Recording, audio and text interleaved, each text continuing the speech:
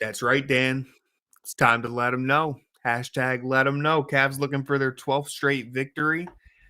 Took down a pretty formidable foe last night, as we're seeing right now. And here we go against an old foe in the Toronto Raptors. The Raptors have not played the best basketball this year. They've definitely been in quite a bit of a rut, especially after they started out, somewhat respectable, but they've really fallen off a cliff since then. Cavs looking for an easy victory, hopefully. Of course, second night of a back-to-back. Might be a little bit of a hangover coming off that emotional victory against the Thunder, a game that felt like the NBA Finals, to be honest with you. It felt like an NBA Finals preview. We're going to talk all about that as the night goes on. Corey will be joining me any second now, and I'm ready to lock in and get another dub. No Donovan Mitchell tonight. I believe Caris LeVert has been put into the starting lineup. Really, Caris LeVert was one of the only players who struggled last night, so I'd like to see him get a nice bounce-back game because other than yesterday, it's been one of the best, probably the best season he's ever had, Caris LeVert.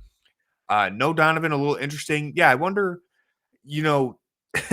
when Darius Garland stunk it up against Boston, he sat the very next game. So maybe this is like a Kenny Atkinson philosophy. He's just giving these stars a moment to regain their composure or something. Is this Mobley getting, what was that award? That's not an award for Defensive Player of the Month, is it? Are they handing out awards for that? What did he just get? I don't know what that was. Is that Defensive Player of the Month? You got a whole little plaque for that? I mean, all right, sure. It's a new award. They gotta add some credibility to it, I guess. I love Jarrett Allen screaming like crazy. You would never know if Jarrett Allen's hyping up his teammate or cheering for a 3-second violation because he keeps the energy high all the time. That was one of the coolest things from yesterday's game was just the camaraderie between the original big three.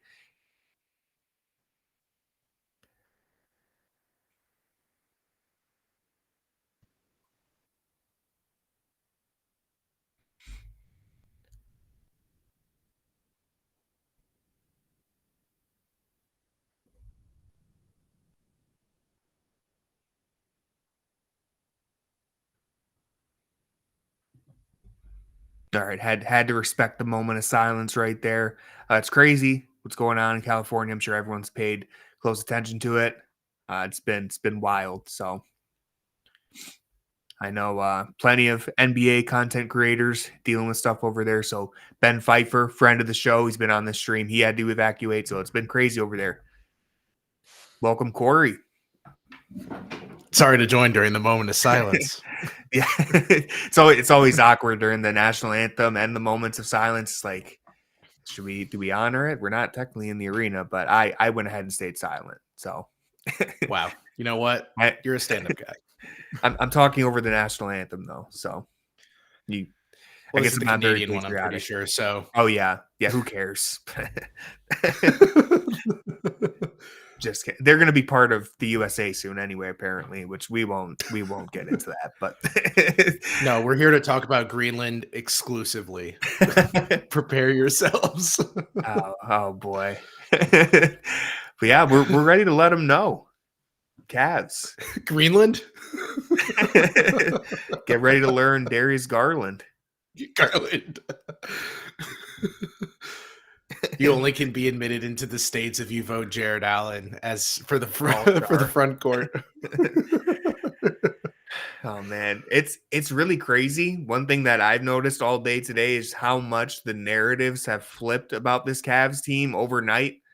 They pick up that big win against OKC, and I've seen people say, not only is it a lock that they're going to get Evan Mobley in the All-Star game, Tim Bontemps said Evan Mobley is a lock for the All-Star game. Even he, turned it around. But I've seen people saying Darius Garland should be a lock, and I've seen the conversation expand to, are the Cavs going to get are they going to get just Donovan Mitchell and maybe one other guy? To some people have said, are they going to get 4? I don't think they're going to get 4, but it's crazy how quickly that narrative changed.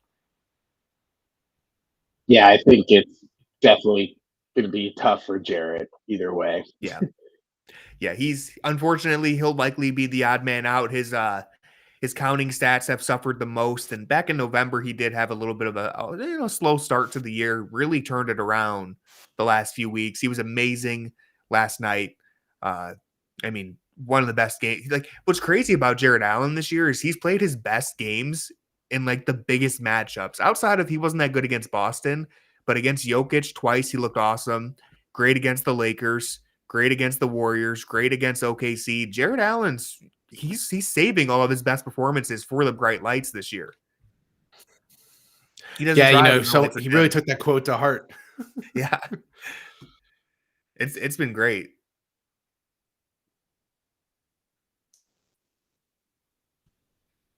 But yeah, even Wendy, Stephen A. Smith, like any of the national NBA guys you look at, after yesterday, they've all bought into the Cavs. I'm not sure if anyone is calling us frauds at this moment in time. Now, I'm sure that'll change. Give us one bad game. If we lose tonight, the narrative will get reverted back to its usual. But it's pretty, I'm taking this moment to really just enjoy it, because basically everyone on national TV said that was one of the best regular season games we've seen in a long time, if not ever. The Cavs looked awesome. The Cavs look legit. And, Jarrett Allen's getting his love. Darius Garland's getting his love. Mobley's really getting his flowers. We've even seen just a little bit Garland and Mobley climb up that all-star voting, the fan votes, just a little bit. It's still, they're way, below where you'd expect them to be. The fans don't quite know ball yet, but they're getting there. They're learning. We're still under Jordan Poole for Darius Garland. Still trying to reach the surface here. Hey, when you put up stats the way Jordan Poole does, it's hard to argue. I mean, how many game of the years has Jordan Poole played in this year? Too many, apparently. Yeah. I mean, the pool parties every other night. It's just, it is crazy. How many points per game is Jordan Poole averaging? I'm going to look this up real quick, because it was like 21. Okay. That would make sense, because I've seen a lot of people theorize that some of the weird voting this year is just because they sort the players by points per game.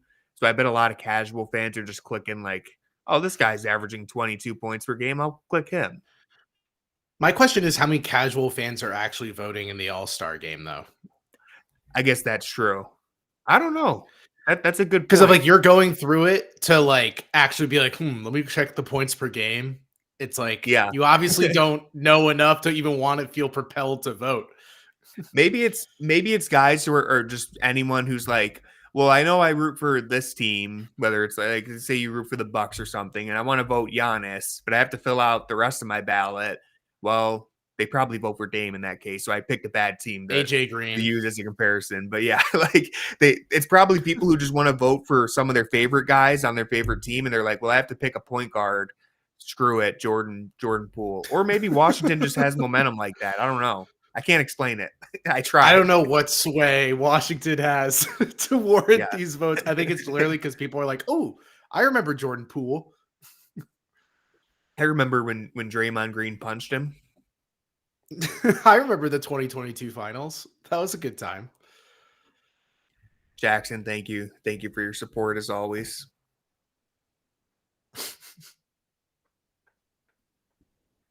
I am surprised that LeVert is getting the start, if I'm being honest. I thought this would have been a great time to re-implement Strus into the starting lineup, but I guess the minutes restriction is probably still ongoing.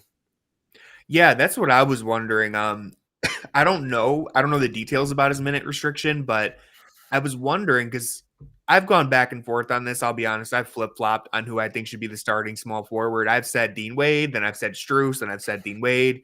Sure, I've said Okoro at some point. I've been all over the place, but I think that this move right here, maybe it's just the minutes restriction, but this move could signify that maybe Kenny Atkinson is letting Strus kind of settle into that sixth man role, and it's going to roll with Dean Wade in the starting lineup full time.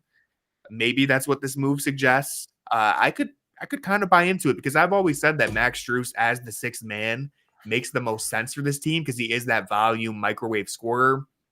Ziggy of Akron on Twitter, one of the best Cavs Twitter follows, pointed out that when Strus is coming off the bench, you don't have to worry about him taking shots away from the core four, because he can just come in guns blazing, and he's only out there with one or two of the core four, rather than it's the first quarter and Max Strus is 1 of 5 from 3 and no one else has gotten a shot up. We saw that occasionally last year. I'm exaggerating a little bit, but maybe if Dean Wade keeps playing like the Dean Wolf we've seen, Max Strus could be the sixth man, and that might work out best for this team. Yeah, that's a good, interesting point. And then it would really pose the question of which team outside, I don't even think you could say for Boston, like whose sixth and seventh man are as good as the LeVert and Strus level quality of depth that you're getting. If those are the first two players off the bench, there's not many teams in the league that could match that talent in terms of depth. I guess you could say they're technically sacrificing by having Dean Wade start, because if you flipped it, Strus or like LeVert and Dean Wade off the bench doesn't have the same oomph to it on paper of a Strus and LeVert lineup. But it just, once again, just shows how deep this Cavs team is, that no matter how you kind of tinker with the lineups, it's like you still are left with the bench not being any weaker than if someone else starts. Yeah, this bench has been so interchangeable. And that's the thing, is like, to a degree, it almost doesn't even matter who starts, because you can close games with so many different variations of this. And so again, I think if Strus is your guy off the bench, that works in a way, because then he can just come off, like I said, come off the bench guns blazing and not have to worry about disrupting anything in the starting lineup. But if you go with him in the starting lineup, then guess what? You have Dean Wade coming off the bench, or whoever else they decide to move. Like, whichever way you cut it, this Cavs team is just loaded with depth. Not a good start right there. I also think it's just tough to come off the heels of that LeVert game that we saw, where it was just the most unhinged Karras we've seen in a while, and then be like, yeah, we'll give him the start. And be like, we're signing up for that again. Yeah, hopefully we got a different spin on the wheel tonight. Here we go. Let's find out right away. Bang! Oh. Who'd we draw? Klay Thompson? Oh, man. I guess we'll see. Wait, which one? Yeah, hopefully, 2010's Klay Thompson, if we're lucky. I want 2023 Klay. Old kid, yeah. I saw the spread is 13.5 without Mitchell. I think it was 15.5 with Mitchell, so it only went down 2 points. To be fair, they kind of just beat the best team in basketball essentially without Donovan Mitchell last night too, so I understand. Yeah. Although I want to be fair to Donovan Mitchell, because he shot the ball horribly, but I thought he did a good job. A Mobley 3. Cavs are just spraying threes. This is nothing new, but still, every time Mobley hits a 3, it just feels awesome. But to recap my Mitchell thoughts very quickly, shot the ball horribly, forced it quite a few times, but I did think in the second half he started to embrace that playmaking role a little bit more, and especially in the last 8 minutes of the fourth quarter, he just kind of played off ball and served as a decoy. So even though Mitchell played pretty, subpar, I was actually overall happy with his approach, because he could have easily been, he could have said, hey, I don't care if I'm 6 of 19. It's the final 2 minutes. I'm taking over. I'm the closer. But he didn't do that. I think it's interesting that the Raptors started their first 2 shots off from the 3. They shoot the 3 ball the second least in the league. And they don't really have many high efficiency 3-point shooters of the ones that do take high volume, which for them is like anyone that shoots above 2 a game. Scotty Barnes shoots 6 a game and is putting up a Giannis-esque performance of like a 24%. This has been an interesting start already. I think the Cavs have taken nothing but 3 so far. If the Cavs literally shot 3s this entire game, the Raptors would really struggle based on how well the Cavs shoot it to stay in this game. I don't remember for sure. Was it did the Celtics beat the Raptors by like 50 points? Am I remembering that correctly? Was it Toronto who they beat? Maybe. I know that the Raptors beat the Celtics. I think the Raptors beat the Celtics right before we played them too, when they snapped our winning streak. Yeah, I think this was like maybe the start of January or very end of December. Dan says, yep, so I'm going to trust Dan. All I know, the reason why I'm mentioning that is because I remember hearing, and if you're seeing the box score, you could confirm, I'm pretty sure the Celtics could have not scored a single point in the first half, and they still would have won that game. That's what I was hearing. They just obliterated them so badly that they could have removed an entire half of scoring and still won the game. It would have to be the first half of scoring because they scored 90 points in the second half, but only scored 45 in the first half. Yeah. And how much did Toronto have in that game? Like 80 or something? 71. 70. Jesus. I wonder what the shooting splits are on that.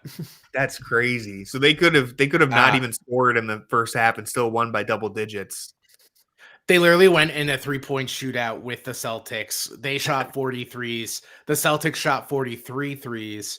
The only difference was that the Raptors went 10 for 40 from 3 and the Celtics went 22 of 43.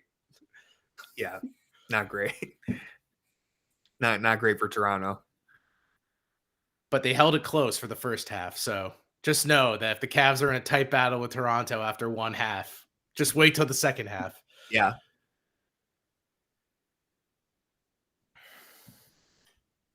We'll see if there's any hangover from that last night's game. If maybe they're not as engaged to start off. It seems like maybe they haven't been as tight, but it's still a little too early to tell.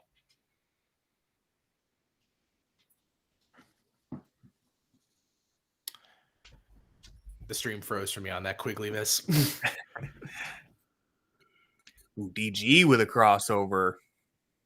Here, give me 1 second.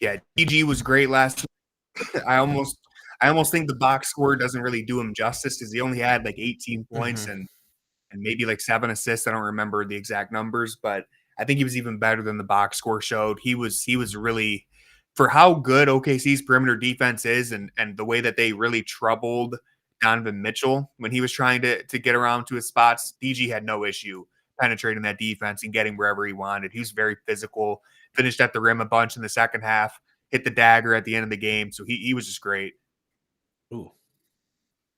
Yeah, doing the grades for Garland was interesting. I gave him an A, even though if you look at the stats, you would say it's like a B plus game. But the way that he really kind of was the Cavs' rhythm offensively was something that was just never going to show up in the box score. Yeah. He basically took over primary ball handling, even though you wouldn't really know it with the way Mobley and Allen's assist numbers looked. Dan, that was a crazy sequence. Strus turns it over, steals it back like 2 seconds later, and then we get that DG to Allen connection, which it's felt like 2021, the way DG and Allen have been hooking up recently. They've been unbelievable. The chemistry it hasn't been this good in years, I feel like. DG and the two bigs, it's been crazy. I also feel like it's because it's never been more open since 2021 either. I think once the report was kind of written on the Cavs, it's like, all right, let's just clog up that high screen pick and roll because literally that's all they run.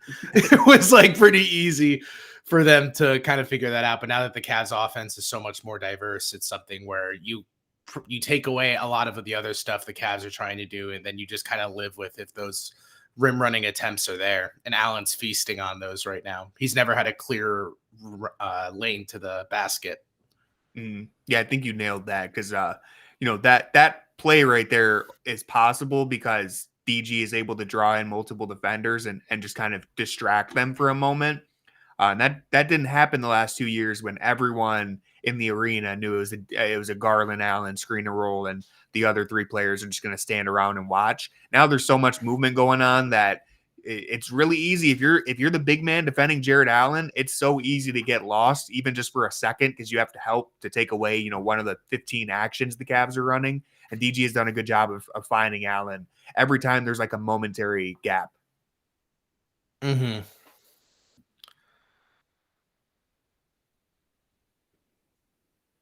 That dude on the right is dialed in. Dude, this guy's killing it though. Yeah, I was gonna say I didn't know that one at all. Allen all-star replacement. I'd have to see like how many people are gonna need replacing, and then I'd have to kind of go down the list because I I'll really pull it feel up like while he's going to you be the odd give man your out. thought. Yeah. I know, like, well, no, Paolo Banchero is probably not even going to make it to the All-Star game because he's not getting enough fan votes. He's close, but he's not going to.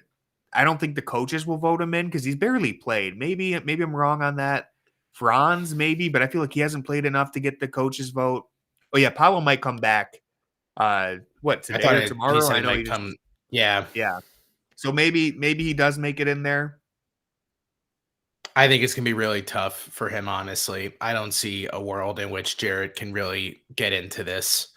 You need I a think lot of between injury Giannis, replacements. Tatum, Towns, Banchero, and Jaylen Brown, that's 5 right there. And I don't see any situation in which those 5, unless Banchero gets hurt again or something. If it was like Joel Embiid in the top 5, then yeah, because like that guy is getting injured now like almost every other week. So for the most part, the road is really tough. I think it's more feasible that Garland gets in than Allen by a decent stretch.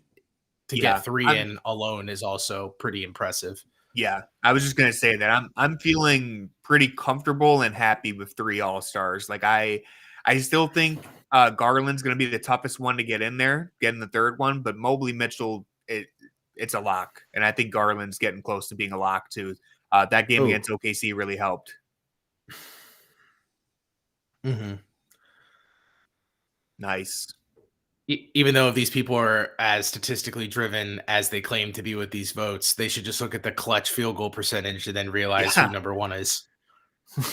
It's like Garland making this leap in the clutch has been. Look at Jarrett Allen, man. Can we just honor him for a second? This dude is playing so great. But Darius going from like one of the worst clutch players in the NBA for most of his career to like by far the best through a decent amount of games too. It's not even like in November when he was killing it in the clutch. I thought to myself, okay, it's a couple games here, but we're, all the way a quarter of the way through January and he's still doing this. Yeah, Darius Garland, I think Evan Mobley gets, and rightfully so, gets a lot of the praise for his leap to where he is now from last year. Mm-hmm. But Garland's jump has been equally as impressive, I think, in the sense that even though we've seen a version of Darius that was close to this, it's just he's gone back to the level we were hoping he'd return to and even surpassed it. Whereas Mobley's, I think, gets a lot of the shine and the praise because it's new, Yep. Yeah, exactly. I think DG really does deserve a lot of credit for, he has his breakout all-star season.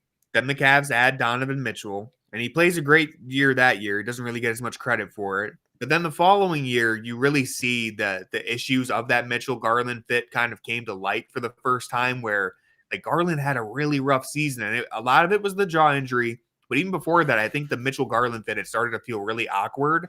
And there was a lot of sacrifices that Garland needed to make. There was a lot of adjustments that he needed to make in order to actually make that fit work again. And he's done it this year, whether it's the off-ball movement.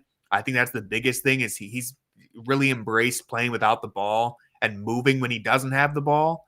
That was the big difference to me is last year he really wouldn't cut. He wouldn't dive to the corner. If you look at the numbers, I don't have them off the top of my head, but his attempts, 3-point attempts from the corner have just like skyrocketed compared to years past. He's taking way more from the corner than years before. And that to me signals that he's moving without the ball and diving all the way to the corner rather than kind of hanging out at the logo and just waiting to reset the offense. He's getting active when he doesn't have the ball. Yeah, and his catch and shoot attempts, I feel like, are really what stand out as well. I feel like even last season, a lot of his 3-point shots were generated off the dribble where he's just trying to pull someone out, ISO them, and then do a Darius step back, which last year was hit or miss. It was like literally. And then this season, it's just such a more diverse 3-point portfolio compared to last season. But now it's not even that he lives and dies by that shot anymore.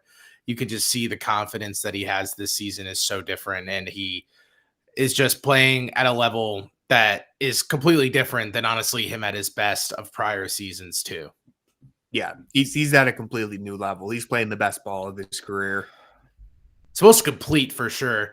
I think even in 2021, it was a sort of a heliocentric offense around Garland. And that's why the Mitchell fit at times felt so awkward is because he only knew success when he was the primary ball handler and everything kind of ran through him like it did in 2021.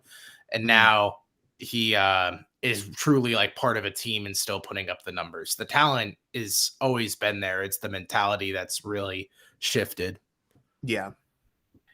Yeah, and I've said this a bunch of times, but I think a big part of this is just he's 24, about to be 25. I think he's really just maturing. The game, we've seen the game slow down for him a couple different times throughout his career, right? Like that first All-Star season, clearly a lot of things slowed down to him, but I think it slowed down even more to where he's really understanding how to play his role and how to play winning basketball.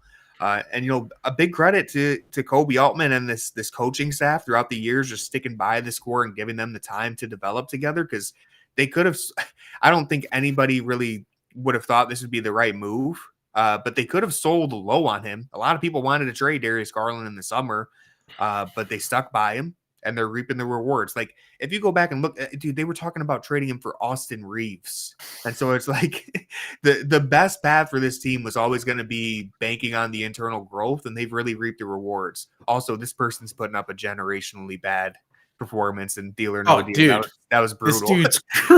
This dude's crew neck is screaming for help. Yeah.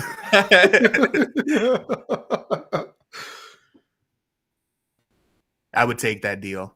What's up, Demo? Are you having a coffee at this hour? It's a tea. It's a green tea. But it's in a little coffee cup, so I understand. Green tea shots during the game? Oh my god. Yeah. Take a shot every time Karis LeVert takes a mid-range pull-up. So far, we're sober. By the end of the night, I could be in an ambulance. No, this is honey girl, lemon green tea. That she really never should play Deal or No Deal again. Walked away with 50. You could play along and get more money than she did. Demo, Cavs right now, you know, it's been a little bit of a lackluster start. It's been a bit of a lackluster start. They're not locked in yet. They're still dilly-dallying. We'll see if they can turn it on. I'd expect / hope that the bench will be the ones to come in and kind of spark something, because the starters came out a little lazy. But maybe that Evan Mobley second unit lineup will turn things around. I think they're losing right now. Wait for the score to pop back up. It's relatively close. I thought it was 16-12. Is it not? Wait for the score to pop up. Dan says they are 18-16. Okay, yeah. I was gonna say I think they're only down like 2. So yeah, here we go. Mobley, I believe he's out there as the lone big. Let's see what this lineup offers. He's got spacing all around him. This is an interesting lineup, honestly. It's Niang, Strus, LeVert, Jerome, and Mobley. Kind of don't know if a bit of a rough start. I do not love Boucher. Anyway. The moment of silence that we both just took. Just threw the ball to nobody. Well, Niang literally picked and popped instead of rolling. So that was sick. Yeah. He just it looked like Niang was moving with cement shoes on right there, which isn't uncommon for Niang, but he's actually done a good job cutting this year. So that was kind of Max Strus. Max Strus got a little carried away there, thinking Niang was going to dive to the rim. It's interesting because I don't think Jakob Poeltl is a great lateral defender. So I'm kind of surprised that Mobley gave up on that dribble penetration as quick as he did.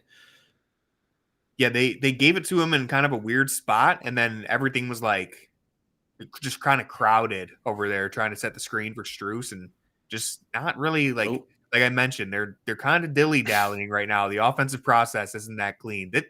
How many threes? All right, Karis LeVert hit it, but I got to check how many threes they've taken, because I swear they've taken a 3 every time down the floor. I'm pulling up the box score. Dude.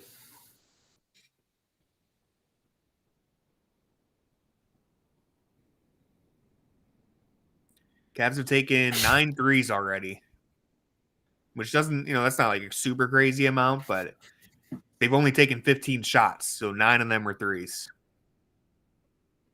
That is absurd. The discrepancy between 3rd and 8th, just in terms of voting number, not even like where Mobley's placed. Yeah.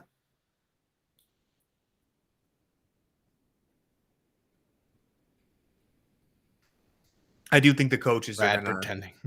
are gonna recognize Mobley. Somehow the difference between the Cavs and Raptors is only 3 attempts from 3.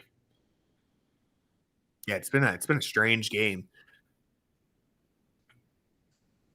Oh God! Oh no! Gotta love that. Do we though? Do we have to love that? There's not many players in the league that look like they're like, all right, I'm about to cut to the basket, and then go like, you know what? Let me just peel back and just turn up a 3. You know what, Demo? I will say if the Cavs go 7, if the Cavs just are still on a win streak by the time the reserves are announced, that goes a long way towards getting a 4th All-Star. I'm not going to bet on it. I think they end up with 3. But yeah, if they're 40-4 and Jarrett Allen continues playing the way he has, maybe they do get 4. It's kind of when you look at it that way, it is kind of crazy to be like the team that's 40-4 doesn't get 3 or 4 All-Stars. We get a bang from Niang, though. What was the Hawks record at the time that they had their All-Stars? I'll look that up. When you look at that Hawks team, I'll read off their stats to you real quick because it was really nothing impressive. Yeah, the box score doesn't tell the full story, but you look at it and you're like, how the hell did this team have 4 All-Stars? For the record, this Hawks team won 60 games, which is a lot of games, but it's like, when people talk about that Hawks team, I think we just overlook the fact that it was so fluky that the NBA just completely hyped them up way more than they should have. That was nothing about the Hawks necessarily. That was absolutely just the NBA for whatever reason falling head over heels for a team that they probably shouldn't have hyped up as much as they did. Because looking at this right now, so they had the 4 All-Stars, right? Paul Millsap led that team in scoring. He averaged 16 points, 7 rebounds. That's not shocking at all. He led the team in scoring. Jeff Teague, All-Star, 15 points, 7 assists. Al Horford, All-Star, 15 points, 7 rebounds. DeMar Carroll was 4th in scoring. He did not make the All-Star team. Kyle Korver, 5th in the team in scoring, made the All-Star team. 12 points, 4 rebounds. He shot 47% from – oh, wait, no, sorry, that's 2-point. Oh, geez, he shot even better from 3. He shot 49% from 3. So, again, the box score doesn't quite tell the full picture. But still, 4 All-Stars and only one of them averaged more than 16 points. It feels a little fluky, but, shout out to them. I'll pull up their record now through whatever, 35 games. Yeah, because I'm wondering what the East landscape looked like at the time of that, too. Because I think that was during a rough period for the East as well. Yeah. There's probably Pasters, Paul George, maybe Roy Hibbert. So January 9th, this is perfect. They played a game on January 9th. They were 28-8. So they had double the amount of losses as us. So they got 4 All-Stars. But they were in the middle of Hawks teams. Yeah. They were in the middle of January 9th, 2015. They had won 7 in a row. That would go on to be a 19-game win streak for them, which is pretty impressive. So by the end of that win streak, they were 40-8. Which is pretty impressive. Dude, beasts. Imagine telling your kids that you saw Jeff Teague in an All-Star game. What was it like watching Jeff Teague in the 2015 All-Star game? Yeah, it was nuts, magic. Man. You had to be there. We're getting some Boucher, I'm telling you. I know that we always say how the score first 6-man type of guards destroy the Cavs. I think Chris Boucher destroys us every time we play. Yeah. Yeah, he's having a hell of a start here, it feels like. He killed us in the opener, I remember. Yeah. Oh, look at him locking up Niang. Well, all right. I respect that Bruce Brown just dresses like that. I thought maybe it was a one-time gimmick thing, but he's always on the bench in a cowboy fit. So respect to him. Bruce Brown just getting them checks. Barely has suited up for the Raptors this year. Spending Just those shows checks up in on a his new Red Dead cowboy hat. Redemption 2 cosplay. Best Arthur Morgan.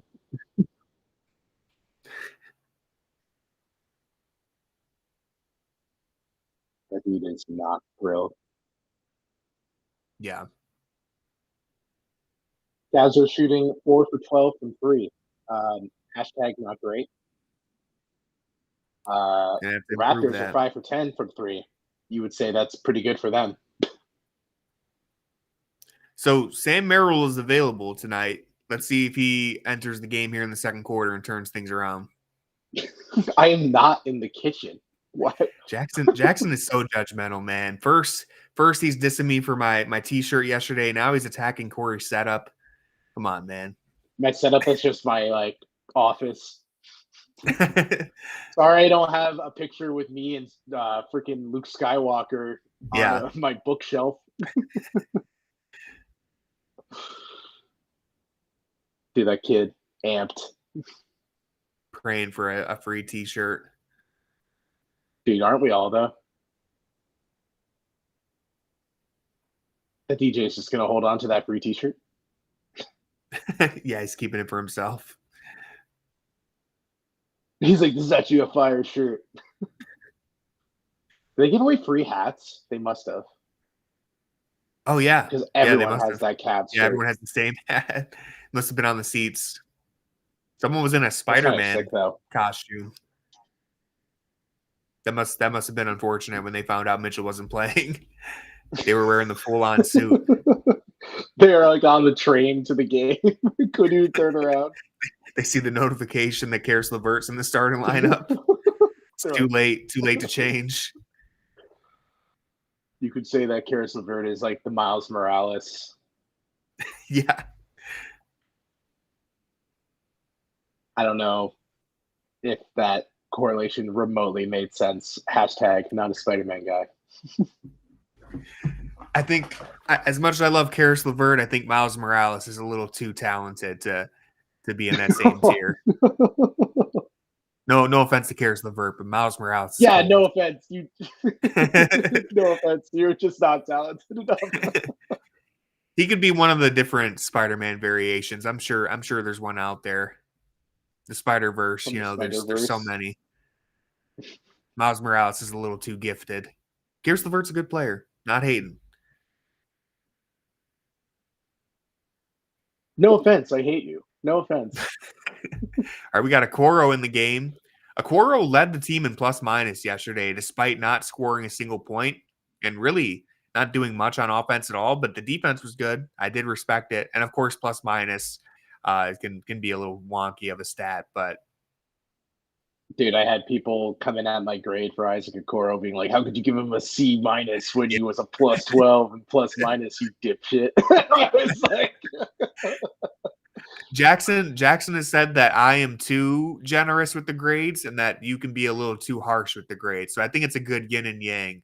I think it's we need Jackson to do more grades. I feel like his would be the most harsh, but yeah, I think he said that I give up. He says mine are harsh. When I gave Donovan Mitchell a C+ originally for yesterday's game, and he's like, "Can we drop that?" And I was like, "Sure." It? And then I was gonna say, and he dropped it to a C-. I would have given him like a C+, honestly. So I would have backed you up on that because I edited the grades for you, and I couldn't necessarily disagree because Mitchell shot the ball so poorly. But as I mentioned earlier in the stream, I thought he did a lot of the little things. He was also really engaged on defense, so I would have given him a C+ despite the really poor shooting. I thought just judging it by the shots would have been too harsh, but Jackson was like, we got to drop it. So that's funny that he was like, yeah, you're a little too harsh. I feel like most times if he reaches out to me, it's always, can we like drop the grade a little bit? But he never messages me, be like, do you want to bump that up a little? The only time Jackson has told me to bump someone up is who was it? Now I just went blank. Oh, it was Darius. Darius had like what game was it? I think it was against Brooklyn the second time, not the first time, because he had like a really clutch game against Brooklyn the first time. The second time we beat Brooklyn by like 14 or something, and Darius had like I think Darius had like 10 points, 7 turnovers, 4 assists. So I gave him like a C- or a D. And Jackson said that was too harsh. I'm like, hey, man, he kind of sucked. Then you couldn't notice it because we won so easily. I don't think we even trailed in that game. But I was like, Darius didn't play that good. Interesting. Yeah, I guess with Jackson's schedule, it's hard for him to do grades more times than not. But he's usually at the game. Because by the way, when he does it, each player gets like 3 paragraphs versus like when you and I do it, it's like a paragraph or 2 top. Dude, it still ends up being like 1,000 words almost. So that's why I just keep it quick on each player. Unless like I'm truly impassioned about a player, I'm not going to spend 2 paragraphs. Be like, let's talk about why I gave Garrett a C+. Sometimes it can just be bad spin of the Kara style. C+. Yeah. Oh, Sam Merrill's out there. This is pretty dreadful. I can't lie. The shooting is just 4 of 17 from 3, as John Michael just said. I would like to see them do something other than shoot a 3 right now. Go to the rim. Who's on the floor? It's going to be a very limited shot profile. Yeah. That's fair enough. But man, you got Okoro, Merrill, LeVert, Jerome, and Allen. That's a pretty interesting, we'll say, lineup. We need the Ty Jerome floaters. Get the floaters going. Oh, we need someone who's just going to dominate the ball. All right, come on, Cavs. Let's try to get something going here. We got DG. They got Darius in. Kenny was like not loving this. Oh man, Davion Mitchell really hounding him. There we go. Nice screen. Another 3. Allen, let's go. Ooh, nice. Yeah, Davion got nailed on that pick. Dude. I think the Cavs have given up like those types of fast break opportunities more times than I would be surprised. Yeah. A couple times tonight. Allen getting it going here. I missed Davion clapping. I just saw him eat. Yeah. I missed the clap, but I saw him all over Garland, and then he just got clobbered by that screen. Ooh. I read this in the preview, but RJ Barrett came out after their loss on Monday saying how he was really pissed with how the teams lost their edge. Yeah, it was like that was a good pull. When did you consider that they had their edge? Because they've not been close to 500 all year. No, maybe maybe the first week of the season. He's like, back when everyone was saying, man, RJ Barrett for comeback player of the year, that's great. Yeah. Now that Mike Casey's gone, it's all your guys' fault. Yeah. Jarrett Allen getting something in the paint for us because the 3-point shot is not falling so far. This is a lineup that the Raptors have out there where you would think this would be a good Jarrett Allen stretch. Yeah. And when I looked at the box score, Mobley had 8 points in that first quarter too. So it looks like the 2 bigs could be the key here once again. If we're going to get back into this, of course, that 3-point variance could swing back at any second. Cavs #1 team in the NBA in 3-point shooting. Not quite looking like that through the first 1.5 quarters here. But one thing that I wanted to mention, because I heard John Michael say it, I actually went back and I'd like to you know what? I don't know the word I'm looking for. I would like to change my opinion on the zone from last night, because the zone actually, especially in the fourth quarter, was decent. It's probably the best zone they've played in the fourth quarter, especially because when you go back and watch it, they did a really good job of taking SGA kind of off the ball and forcing them to try and play through Isaiah Hartenstein a lot. Like that's where we saw a lot of those Hartenstein floaters. And yeah, he was pretty efficient with them, but overall, I guess you would take Hartenstein trying to beat you versus SGA doing his thing. So I kind of changed my opinion on the zone a little bit. Still haven't loved it more often than not, but I thought that they actually executed very well yesterday at the end of the game. Good process, not the most favorable result. Yeah. All right, Jarrett getting active on the glass here. He's been a Getting beast. Pirtle in foul trouble would be huge for the Cavs because I don't consider Barnes or Boucher remotely challenging for Jarrett Allen. It's just Pirtle, and that's it. See, that's a monkey's paw moment though, because then you have to deal with Boucher on offense, and he's torching us. The new Theo James movie, Monkey Box or something. I don't know if you've seen the trailer for it. Yeah, that movie looks wild. I saw it during my viewing of Nosferatu. Oh, I liked that movie. I had mixed feelings on it at first because it's very strange, but I ultimately decided that I liked it a lot. I decided it was probably the horniest horror movie I've ever seen in my life. Yeah, dude. Vampires, man. They're making them sexy again. I guess so. I went with my friend and we looked at each other and we're like, what is happening here? Yeah. It gets a little freaky. Also, I'd just like to call Jackson out real quick. I know he's joking, but Jackson is the biggest non-believer of the zone out of all three of us. And I don't think any of us believe in the zone, but Jackson is the biggest non-believer. So this is crazy. I will confirm that every time I've done a playback with Jackson, he goes, I don't know why they do the zone. Kenny loves it, but Jackson has a bitter hatred for the zone. I would say I have a mild disdain for it because I think they give up a lot of threes when they play the zone, but there have been some games, like I think it was against Charlotte.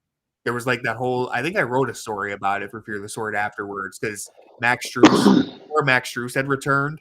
And it was against Charlotte, I remember, because they took LaMelo off the ball, kind of similar to the way they took SGA off the ball. And Max Strus, there's like all these quotes about, Max Strus was coaching us on the sideline, like, implementing the Miami Heat zone and doing the same thing that Miami used to do. And so they actually executed it very well there. But we can't even see the hoop here. All right, there we go. I know. I was like, what are we looking at? I was like, is she taking half-court shots? Where's the hoop? The $10,000 half-court shot. Do they have a toddler in there? Wait, she's competing against her dad? This doesn't feel fair. Okay, there's got to be a twist coming.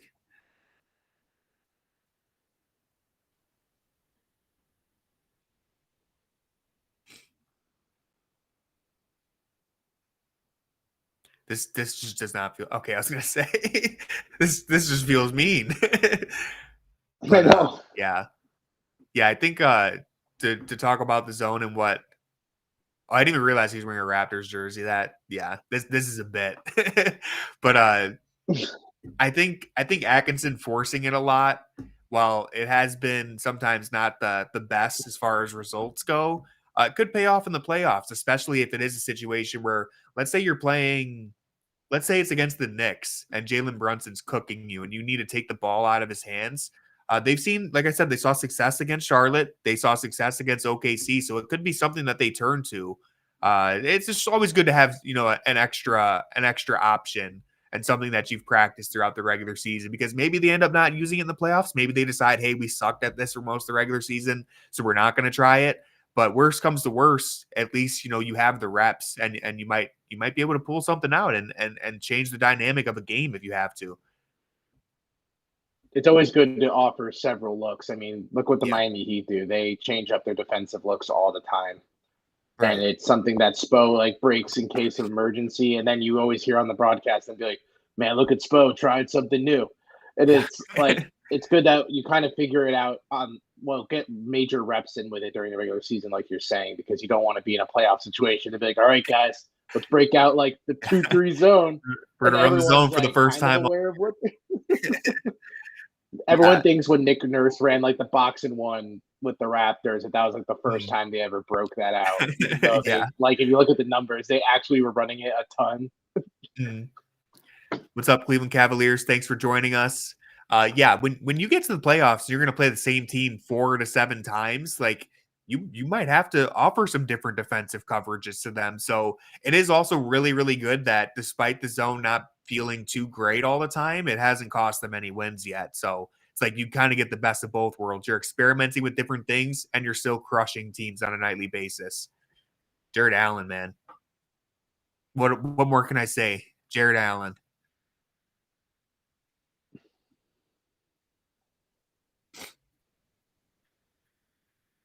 Dude, Barrett is just getting to the cup. Yeah. Also, welcome I in still to like everybody Barrett. in the chat. I see we got 25 people in here, so I just wanted to shout out the chat real quick. Oh, thank you guys for being here. Jared Allen hit the floor. That's it. Oh. Merrill hit the deck now. Merrill's still moving. Merrill 3? Oh, my goodness. Dude. Allen. Oh, man. Oh, my God. Allen hit the Statue of Liberty to catch that one. I was going to say, when I read Jackson's thing of how good he'd be if he could shot, I was like...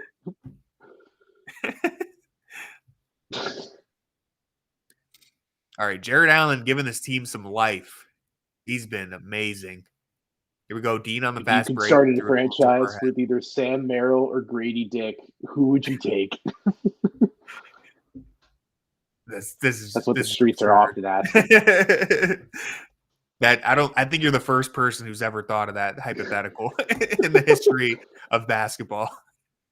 I just always think about when it was the Heat finals in the bubble, where everyone's like, all right, would you rather have the number 1 pick or Duncan Robinson? Yeah. It was like way closer than you ever would have. Insane, dude. COVID made us really ask the deep questions. Would you rather have Giannis Antetokounmpo or Brad Stevens for the next 10 years? Would you rather have 7 first-round picks or Brad Stevens? Is he throwing it down? Whoa! Oh! Reverse jam. What in the world? Jared Allen's getting crazy with it tonight.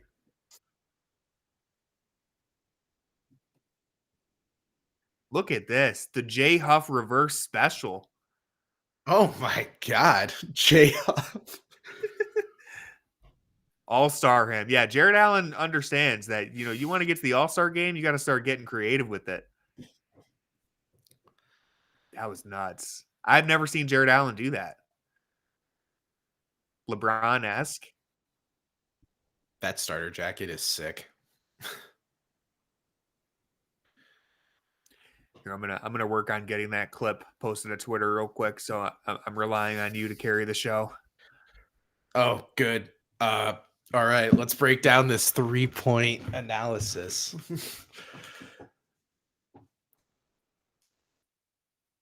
Spread the propaganda. It's true. It's always nice, you always wonder what your favorite content creators do behind the scenes. And now you get to see the smile Tony has on his face when he puts a Jared Allen hype video online.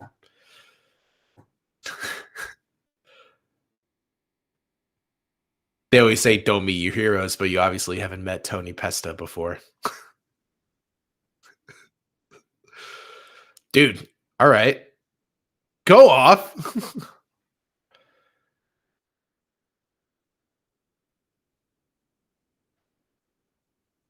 This guy, honestly, the form's pretty good.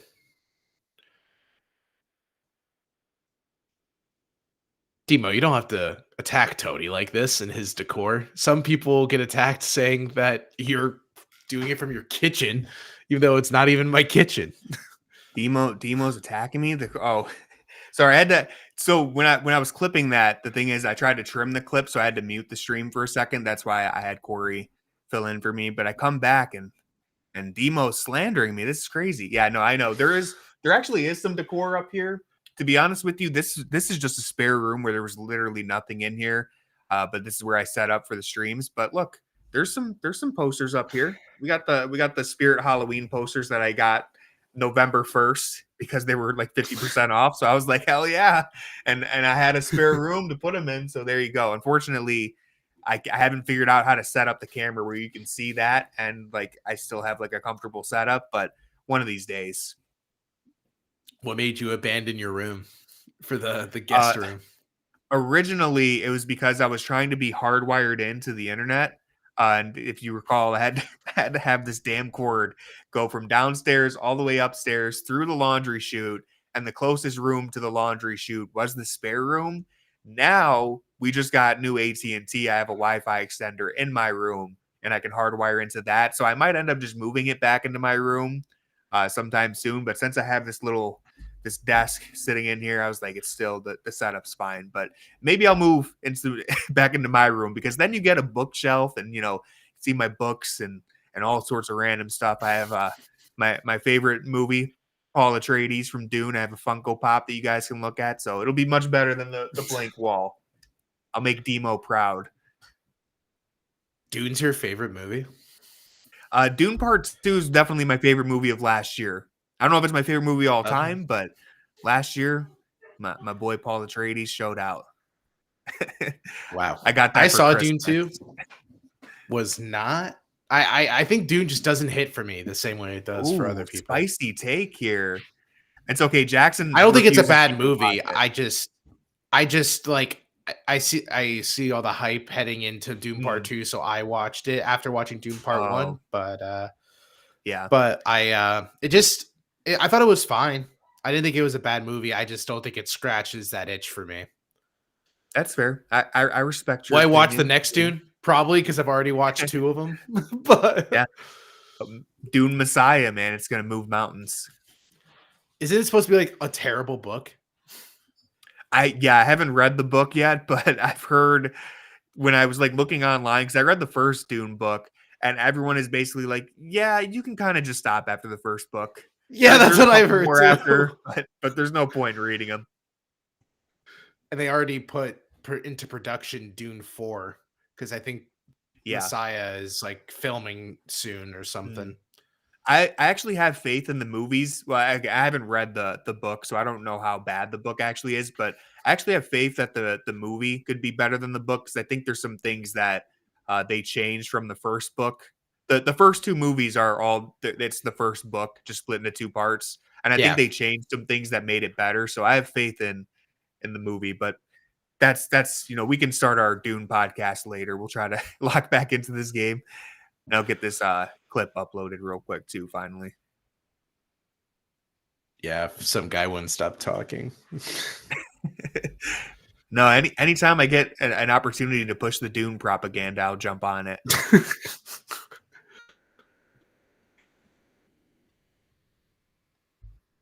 Jared McCain out for season.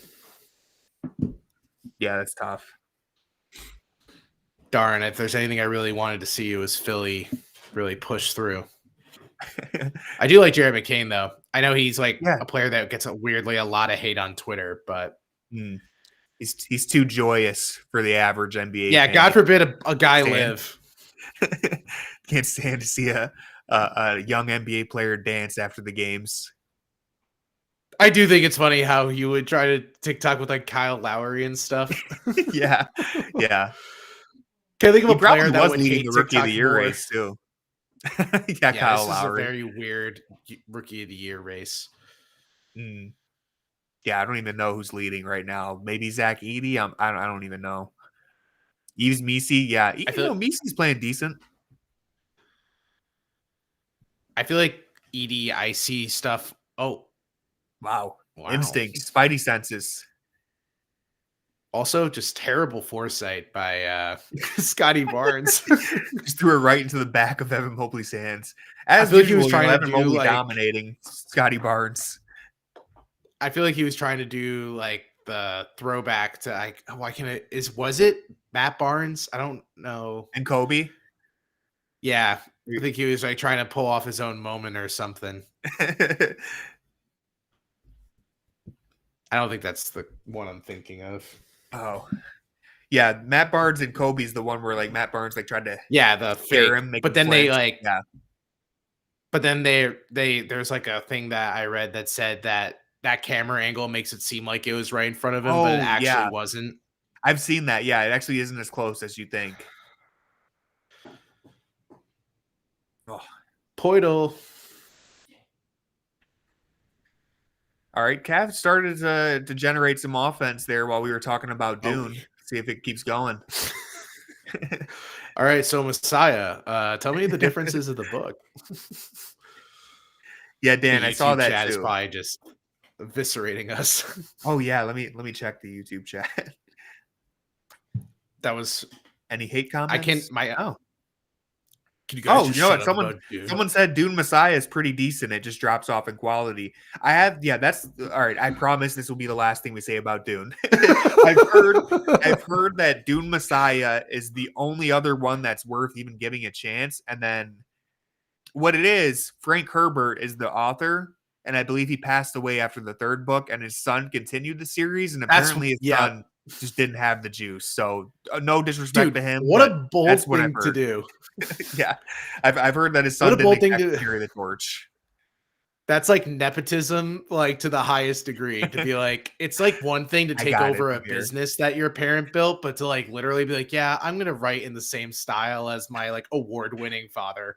I'm gonna continue one of the greatest sci-fi series of all times. He'll be like, I was really good in my freshman writing class in college, so I think I could pick this up real quick.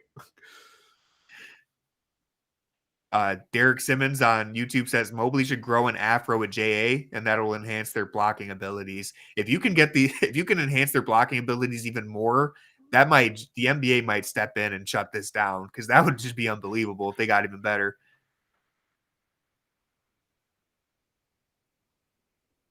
Last question. Oh no, Dune. I have not. Are you talking about Dune Prophecy, like the HBO Max show? I wanted to watch it. My friend said it's actually pretty decent. He said it's basically space Game of Thrones, though, where it's like a political drama in space. Mm. Yeah. I do want to watch it. I haven't watched it yet. I haven't watched Prophecy either, so I guess I'm a fake Dune fan. The thing is, I was kind of excited for it when it came out, but then since it was a weekly release, I was like, I might as well just wait till it's all available, and then I just haven't gotten to it. But I'll definitely watch it. Yeah, that happens to me all the time, where I'm like, I'll just wait, because every time like the new House of the Dragon seasons come out, I watch it weekly, but then the week I don't watch it, I never go back because I'm just like, I'll wait till the end. That's what I did with the Penguin. I just waited to the end. Dude, I want to watch the Penguin too. I have such a backlog right now. That's what I've heard. It's tough to watch all the shows and movies that come out during the NBA season, because like every night there's a Cavs game or like a big matchup that I want to watch. So I don't get as many TV shows in. Mobley. Ooh. Yeah, the first suck at Tim of the night. Hey, Tim is turning around. I don't know if you guys saw his tweets and his story that he wrote, but he said that Evan Mobley is an all-star lock. That was Tim Bontemps said that. Tim said Mobley is a lock for the all-star game, and he said the Cavaliers absolutely could win the championship. If you don't trust him yet, that's okay. I understand. He's going to have to do a little more than that to earn it. All it takes is one bad game from Mobley for more hot takes to drop. But Tim's on that redemption arc. You know, I tweeted out the meme, but he's on the Zuko arc from Avatar: The Last Airbender, trying to become one of the heroes. I didn't see that. He's trying to go from a villain to a hero. That was another show I thought I was going to watch, was the Netflix live action. I just never did. Yeah, I actually ended up not hearing anything about it, good or bad. But the original cartoon's incredible. Like, I rewatched it as an adult like a few years ago, and I'm like, man, this holds up. Like, this is still a banger.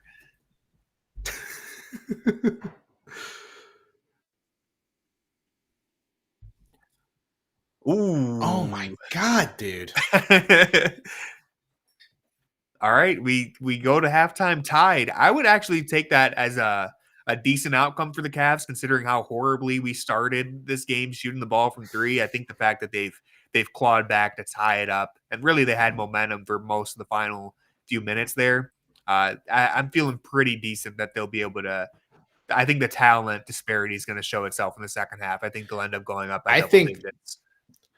I think the shot variety is there's gonna be some positive regression for the Cavs, because the Raptors are shooting way outside their means right now from three compared to what they've done all season. They're shooting 47% from three right now. They're 9 of 19. Yeah, the Cavs are 9 of 27. Yeah, it's been the 3-point shooting. Chris Boucher is 4 for 4. Oh my goodness, from three. Leading scorer of the Raptors, Chris Boucher. Oh man, just torching us. This points, is like a 4 for 4 Bobby from three, Portis. 9 rebounds. We're getting already a double from. Dude, Bobby Portis hurts less because at least Bobby Portis is a starter. Yeah. We're getting cooked by like the backup big of This is Toronto. a tough scene. Boucher saying, "Come get me." Yeah.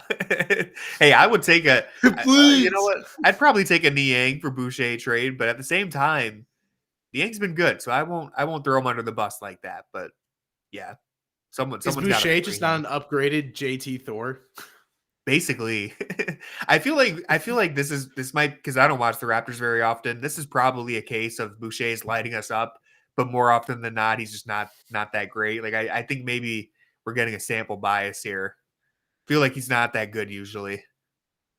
He on the Maybe I'm season wrong. is he is a 31% 3-point shooter. Well, there you go. So he's basically the JT Thor. He's not even an upgrade. He's just another JT Thor. He's JT Thor with more opportunities. Yeah.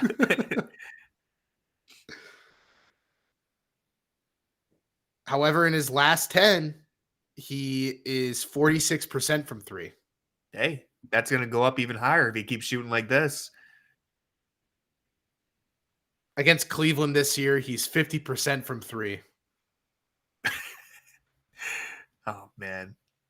And then on the road, he's 35% from 3. So we're just getting he elevates his good game. stuff. Yeah, he's better on the Good road. to know. Is he better at home though? Nope. At home, he's a 28% free throw shooter. That's so weird. It's usually reversed for the role players, especially. Not even on high attempts either. He's only averaging roughly like 3.6 attempts. He's actually worse in wins than losses. Good to know. Oh. So he probably wouldn't be a good fit for us. Yeah, I think you're talking me out of it. My half-ass scouting report, Kobe. You do not need this man. Yeah. Just keep investing your time we into put in the work. JT. We're Also, certified to make this claim. Is Dune Prophecy good, Kobe? Right now, looking at the box score, Jarrett Allen, perfect 6 for 6. I feel like the last 10 games, Jarrett Allen has started off like 6 for 6 or better. He's been so close to being perfect, like almost every game. Jarrett's really turned it around. There was a really rough stretch in December for Jarrett, but it seems like they've kind of he's like kind of reintegrated himself in a way that fits more with what the team has been looking for from him. Feels like there had to be some adjustments made in how he gets his looks, with Mobley expanding how he's playing. But then when he realized the space that opens up with Mobley expanding into like a 3-level scorer, that kind of makes, on paper, should make Jarrett's life a lot easier than it's been in the past few seasons. Yeah, I think we've seen that aggression return where like we'd usually only see Allen be this aggressive when there was an injury to one of the other core 4. Like it was like, okay, I have to step up tonight. But now we're seeing him kind of implement himself alongside the rest of the core 4. And I think a big thing, one thing that Kenny Atkinson deserves a whole lot of credit for, and the Cavs players themselves deserve credit for like developing into this. But when we see, like, you look at any lineup that the Cavs run, any variation of the core 4, whether it's, all 4 of them out there together, Garland, Mobley, Mitchell, Allen, Mitchell, Mobley, Garland, Mobley, like whoever it is, whatever combination you use, they're killing teams. And it's because everyone, like Mobley and Allen especially, I think this was the biggest thing for them, like the larger change. They understand, okay, I'm the only big on the floor. That means I have to just absolutely dominate and be aggressive because there's no one else. Like, we have maximized spacing right now. It's my time to shine. And I think Mobley has been doing that all season. I think Allen in the last few weeks has started to recognize, like, okay, Mobley's on the bench. I'm just going to go dunk everything now. And it's been really awesome to see. Yeah, it kind of reminds me of that stretch he had when there was no Darius or Mobley last season, when him and Mitchell were kind of cooking. It feels like Allen's kind of re-energized to that level, which we haven't seen since that stretch. Yeah, I agree. Derek Simmons on YouTube says, anyone like Drake? I don't. You know what? I will confess that surprisingly, every year when I get my Apple Music replay. Yes, I said Apple Music replay. Don't judge me. I don't have Spotify. When I get my Apple Music replay, Drake ends up being in the top 10 basically every year. And it's just because those old Drake songs always end up in my playlist. All right. But every summer, especially Take Care, Nothing Was the Same. There's just songs all over those albums that are going to be in my playlist every summer. So he ends up being in there. Someone on YouTube says post summer 2016, Drake is trash. Yeah, he's been pretty spotty since then. This year, it's certainly a low point for Drake. So I fully understand jumping off the bandwagon. Can't imagine it gets worse. Yeah, I can't imagine it gets worse than this.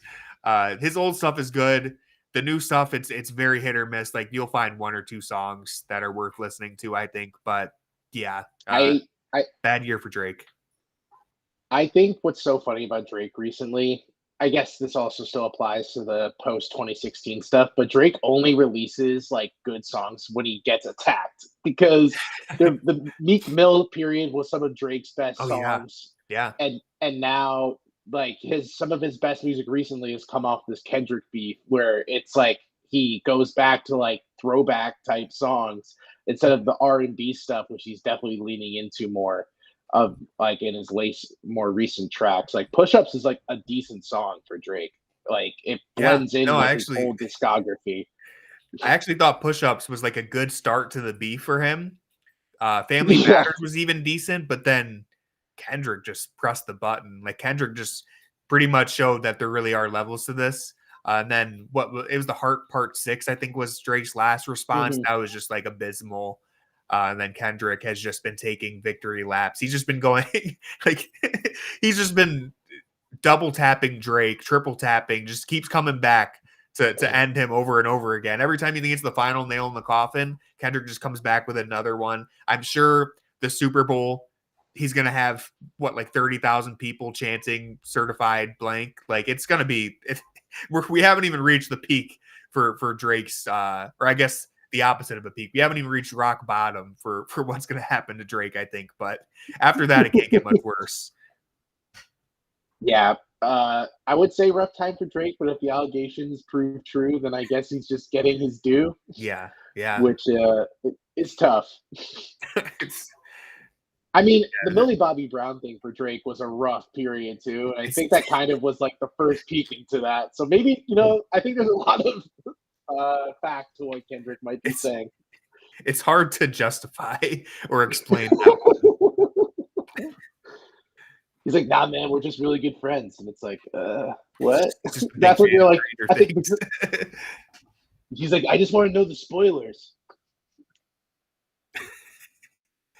I think we get the last season of Stranger Things this year after like 12 years of waiting. Stranger Things since season 1. That's fair. It's the first season is definitely the best season. Season 2 to me is a little boring. I honestly enjoyed season 3 and season 4, but like Stranger Things is a show that if you just watch the first season and then stop, like honestly, you get like you get a pretty solid season right there. Demo's right. Actually, season 4 was like probably the second best season, I think. They really stepped it up with season 4. How old are the kids now? They're not kids anymore. So there's that. They're like 24 probably. Let's see. How old is Millie Bobby Brown? I'll look it up real quick. Yeah, I think like in the show's timeline, like only like a couple years have passed, maybe not even a couple years. But in real life, it's been what? Stranger Things was 6 years? Has it been 6, maybe even longer than that? When did that start? Millie Bobby Brown was 21 in February. 2016. What? Damn. So 9 years. Holy. She was 12 when that show started. She's about to be 21. Wow. That's crazy. I remember watching that in my freshman year of college. God, that makes me feel old. Man. That's crazy. Because I just remember watching it with my my friends in college. And we were like, "Wow, this show is so good!" And then they literally in season 2 came out. I came back from one of my classes, and they were like 3 episodes into season 2. I'm like, "What the hell?" And they're like, "Oh, yeah, I guess we should have waited for you." And I was like, "I'm never watching this show again." He was betrayed. I was late to the party with Stranger Things. I was late to it. I didn't start watching until whenever season 3 released, like that summer. I was like, I guess I might as well try this show out. So I binge watched the first 2 seasons and then watched season 3 when it came out. And I thought season 3 was actually really fun. It's like not as good as the first season, but it was just like the fun season. I don't know. It was like the most comedic season. The characters were just really wild, like some of the new characters. And then season 4 was like a good mixture of that and like getting back to like the mystery horror element. So it's been like it's a quality show. I think even like the worst season 2 was still like good enough. So I'm excited to see how they finish it out. Season 5, I believe, is the last one. So I'll be watching. I'm late to the game on Squid Game. I just finished season 1 like 2 days ago. Yeah, I watched that. I actually watched that right when it came out because, I'm going to make it sound like I get sick all the time. I was very sick in like 2021. This was like the last time I had a major like week-long sickness. It was right when Squid Game came out. And I was like, I guess I'll just binge watch whatever this is. And it was pretty good. I haven't watched season 2. I don't know when I'll get around to that. I haven't watched it either. I'm going to probably watch it because I just finished season 1. I really liked season 1, though. Made me very interested. I even took the detour into the real reality show that Netflix made. And you didn't watch the Mr. Beast one? No, dude. I was going to pass on the Beast. Move the Netflix route. I haven't. Yeah, but it's still like it has terrible reviews online, and I watched it, and I'm like, I feel like reality shows, like, it's just something that they know their crowd, Yeah, they know. Like, is any reality show good TV? Like, you know what? Survivor. I think Survivor is a good reality show. So we'll give them the pass. Convince me on that. Yeah. I literally am on like my 34th season of Survivor. It's like a 2-year binge that I've just been watching. Yeah, I've been working through them too. I think I'm on like season 28, maybe. I haven't watched every single season, but I've basically just been going, like, I've just been looking at the reviews for them and been like, all right, this one has good reviews. I'll watch it. I've probably watched like, I don't know, maybe 12 or 14 seasons, something like that over the last year or so. Just watched the one with Brains, Brawn, and Beauty with Tony Vlachos. Oh, no, I haven't gotten that one yet. I just finished. It's like called Cagayan. It's so good. Oh, I think I'm like right around there then. I haven't started that one yet. I have to pull it up because it's been like, I think the last time I watched one was like earlier in December. Let me look up the seasons. I'll tell you which one I'm on. Yeah, because I went numerically through, and I think you're right around the Cagayan period, and you're also about to be in Second Chance, which I just finished, which was super good. Oh, okay. Where it's like all the players that have been eliminated once. They've only been on the show once and didn't win. Oh, go back. Oh, wait. I think I saw that one. What are their names? I think I just saw that one actually because no. I'm thinking of. I just saw the one where they brought back 3 players who got injured. Oh yeah, that's Philippines. Yeah, with Philippines. Penner. Actually, Penner was really good in that season. He was okay in the first 2 seasons I think he was in, but I actually really liked him in the third one. Penner is honestly my favorite Survivor player of all time. So awesome. I think he's just so funny. Every time I talk interactions with Jeff, friends, I'm like, yes, please. He just like is such a sassy dude. He was in a movie with Sandra Bullock. Yeah, I saw that. I looked it up because I think they maybe mentioned that he's an actor in that, and I was like, what movies has he been in? And he's been in a couple movies. I'll look this up real quick because he directed like a movie, or no, he didn't direct a movie. Yeah, he's mostly a writer and director. Writer, that's what it was. Yeah, and he's in Seinfeld. He was in an episode of Seinfeld. Yeah, he's done like some. Yeah, he was in one of the Friday the 13th movies. I was like, what the hell? The Bye Man. Dude, huge Penner guy. I support it, man. He was awesome in that season.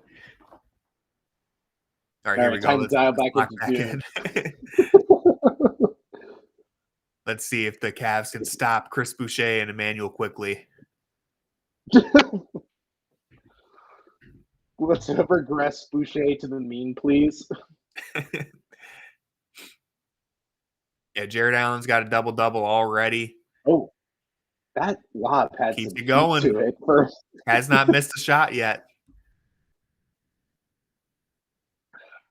the Boucher Jarrett Allen duel that everyone signed up for. Yep. They're giving him some reprieve. Good to know. Oh my God, dude. Toronto keeping the 3-point shooting going. I still would like to buy anyone's RJ Barrett stock if it's still out there. I really do enjoy RJ Barrett. He's good. If you get him in the right context, I think he would actually have the narrative around him would probably change a lot. Right now, he's just kind of wasting away in a bad team. But if he was like the third or fourth option on a good team, you'd probably get a lot of respect. Like, honestly, RJ Barrett is a guy, I know he's not like really a point guard, but if you put him on a couple of those teams that are really desperate for playmaking or creation, like San Antonio or something, I bet he'd be pretty impactful. Maybe I'm overselling him. I feel like if there's any positive that can come out of his time on the Raptors, it's that he really has developed that playmaking side of him that he didn't really get to do in New York. I mean, he basically took over the Barnes role for the stretch when Scotty's been out and has been dishing out assists for this team because they don't really have a real point guard on this team. It's really Barnes, and then when Barnes isn't playing, it's been Barrett. Yeah, so it'd be interesting to see. I was gonna say quickly, like technically as a point guard, but he's one of those like he's absolutely Colin Sexton point guards. Yeah, he's not looking to pass very often. So I'll be interested. I don't know if Toronto really has any interest in trading RJ Barrett. Like I haven't really heard if they're looking to trade him, but if he ends up going somewhere, he could be impactful. I weirdly would like him on the Magic. Yeah, no, that was the other team I was trying to think of. San Antonio's a team who needs like some playmaking, and Orlando could use some playmaking, and again, he's not really a point guard, but you know what I mean, just like that ball handler, secondary ball handler. They already have Franz and Paulo that do that, but it's always good to have as many ball handlers as possible. Exactly, especially on a team that really hasn't found their point guard yet. Nice dump off. Caris LeVert doing a good job of getting the two bigs involved in the third quarter so far. Yeah, it's nice that Caris left his Thunder game mentality behind him outside of that weird turnaround three-pointer that he shot in the first half. Yeah, that Thunder game was so funny. There were so many possessions where Caris LeVert just legitimately turned back the clock and was like, this is my time to shine. I'm dribbling the entire shot clock and taking a mid-range jumper. That was a terrible Caris game, honestly. Like, those are games that you have nightmares about. Probably leaves Kenny in a cold sweat at like 3 a.m. Darius with a nice finish there. I feel like he's played pretty solid. Cavs still down by 3. But I feel like they're getting some decent performances from their main guys. Garland and Allen are playing pretty well. Mobley's been okay. They can't defend the three-point line. It's the issue. Yeah. Okay. Was it? Yeah. Ooh, awkward. It feels like the Cavs have not put their foot on the gas. It feels like they're just sleepwalking their way to a neck-and-neck game. Yeah. They're going to have to turn up the heat on defense, or this is going to be either a much closer game than you'd expect or potentially a disappointment because you just gave up a pretty uncontested layup right there. They really got to lock in defensively. Like, why are we doubling Scotty Barnes with his back to the basket? Is it time to go to the zone? Is Kenny Atkinson calling timeout to implement the zone right now? All right, guys. Box and 1. We're going to break it out against Toronto.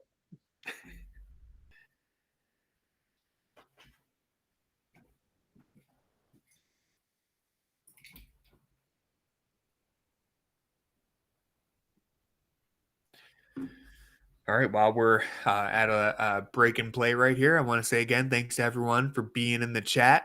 Looks like we got a couple people who aren't following the channel yet. So if you have enjoyed our broadcast so far, you want to stay in touch with what's going on with the Cavs, hit that follow button. It's free, and we really appreciate it. It would mean a lot. So thank you. And if you're on YouTube and you're not subscribed to YouTube, please hit subscribe, hit that like button. you can come over to Playback if you want to watch the game on screen along with us if you sign in with your league pass, or you can stay on YouTube and hang out in the chat. Either way works for me. But yeah, thanks everyone for being here. And a new Junkyard Pod dropped today. I went ahead and I joined. There's a new Cavs podcast hosted by Zach NBA, and I actually joined him as a guest. But we kind of decided to upload it on both channels to try and spread his new channel as much as possible. So go ahead and check that out. We talked about Evan Mobley's. Really, we talked all Evan Mobley, just where he's improved, why he isn't getting All-Star recognition. And where he goes from there. So, yeah, it was a really good episode, and hope you guys check it out.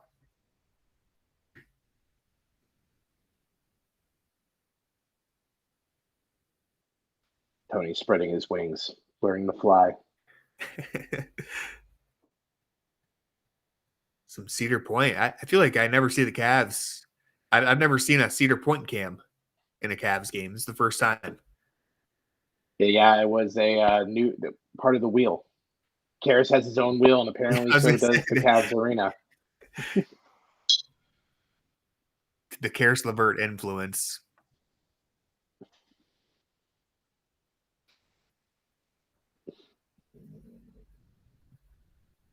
Dude, my dog is just getting too big to want to sit under the desk. Yeah. Oh, man. Listen, it's a dog thing. I don't know what it is, but they love sitting under the desk. They always got to be under the damn desk. Apollo, he's a big 90-pound boy, and he will just bulldoze his way in there to get under the desk. Yep. Yeah, my Jetty is not as big. He's only like 22 pounds, but this desk, it does not offer a lot of leg room whatsoever. Yeah, it takes up space.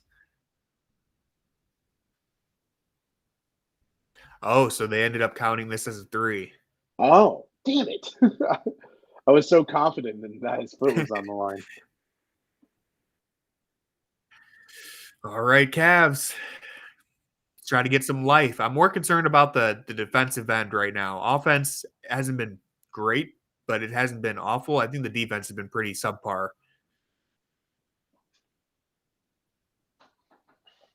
Let's see how they defend this right here. Drive and kick, open 3. All right, you get a miss there, but don't like how open he was. I get the process of it, but worked out.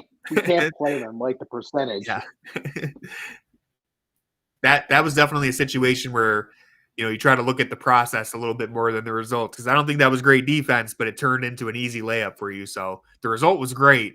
Process probably could be cleaned up a little bit. But hey, all right, we generate a turnover now that's back-to-back stops. One way or another, let's try to get some momentum. Yeah, like you get the mentality of Barrett. Like you want to leave the Raptors open from 3 because they definitely only thrive in the paint. But at the same time, when they're hitting the way they are, you just got to respect the player as much as you would anyone else. Yeah. Like you can't just be like, well, he's going to miss eventually, because frankly, they just haven't. Do you like that they're taking those attempts? Yes, but it doesn't mean you leave them open. And a lot of the Raptors' looks have been open. That's exactly what I was going to say. You might want the Raptors to end up having to settle for a 3, but you don't want to just gift wrap them a wide open look. And I feel like the contests have been lackluster this game for the Cavs. Like the Raptors are basically in shoot around, it feels like, for half the attempts.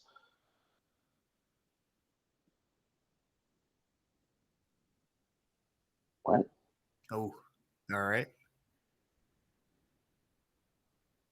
Was John Michael talking about this game, or was he talking about last game with that? I think he was talking about this game. He said Kenny wasn't sure if Max Strus was he just saying he wasn't gonna play tonight? Yeah, he said he wasn't. John Michael said not in the rotation. Yeah. I'm assuming he meant that he just might not be available to play. Maybe give him rest from the injury. Yeah. Nice. Ooh. DG's, he's been steady in this game is what I would say. He's been steady. Every time he attacks, he gets something good. So maybe we'll see him start to take control a little bit more. That wasn't great, getting beat on the back door right there. And I don't even think the offense for the Cavs right now is the issue. I have an issue with their defense. I think the offense, if it played at this rate the whole game, like I wouldn't be like player X needed to step up. I feel like it's been a pretty balanced effort.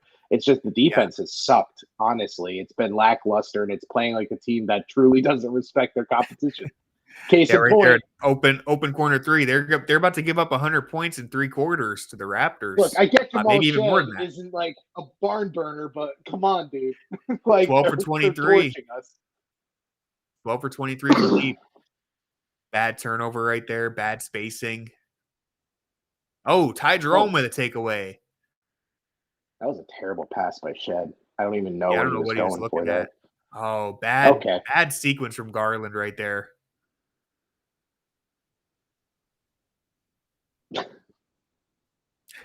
The Cavs crowd sounded like there might have been a boo or two in there. With the effort level, like, I get it. Nice 2-man game, open 3. Oh, yep. All right, Allen Jarrett. really fighting though.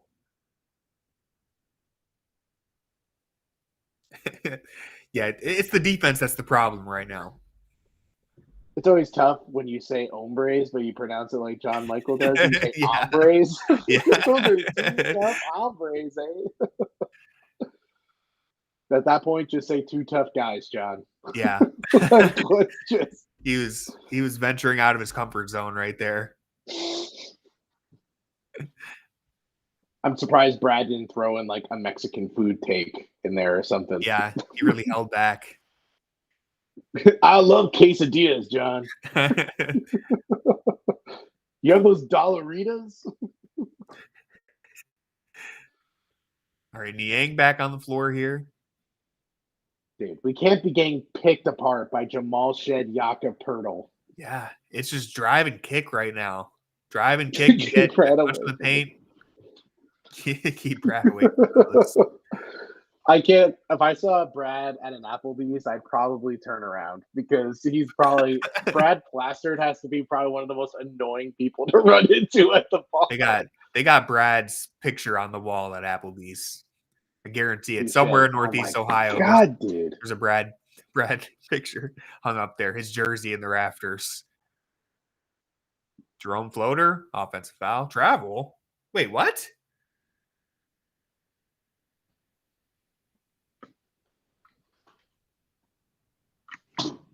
Can I see a replay of this? Where's the travel?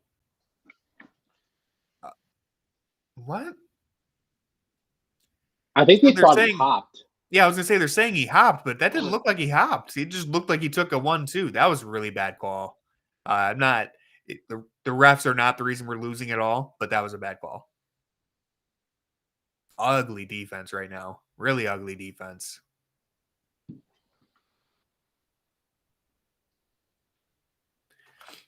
All right, I'll be right back.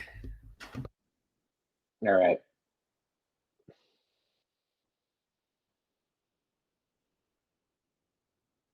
Yeah, this is not ideal from the Cavs. I can't even say that like I understand how they're playing because it's just truly just they're mentally not playing well defensively. The Raptors should not be getting these open shots. It's not even like I am happy with the contests. It's just a lackluster effort. Offensively, it's fine though. It's defensively. They're just playing so bad right now.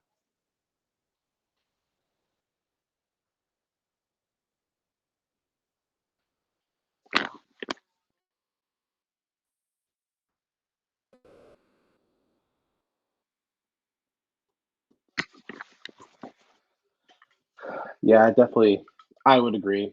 But it's like playing down to their opponent, but it's like they're not even attempting to like offer any resistance defensively. It's like they're looking away from their opponent more than they're looking down. Looking down imply they're going toe for toe. This is just they're not even they've rolled over and they're just kind of daring the Raptors to keep shooting, hoping that the variance will swing their way.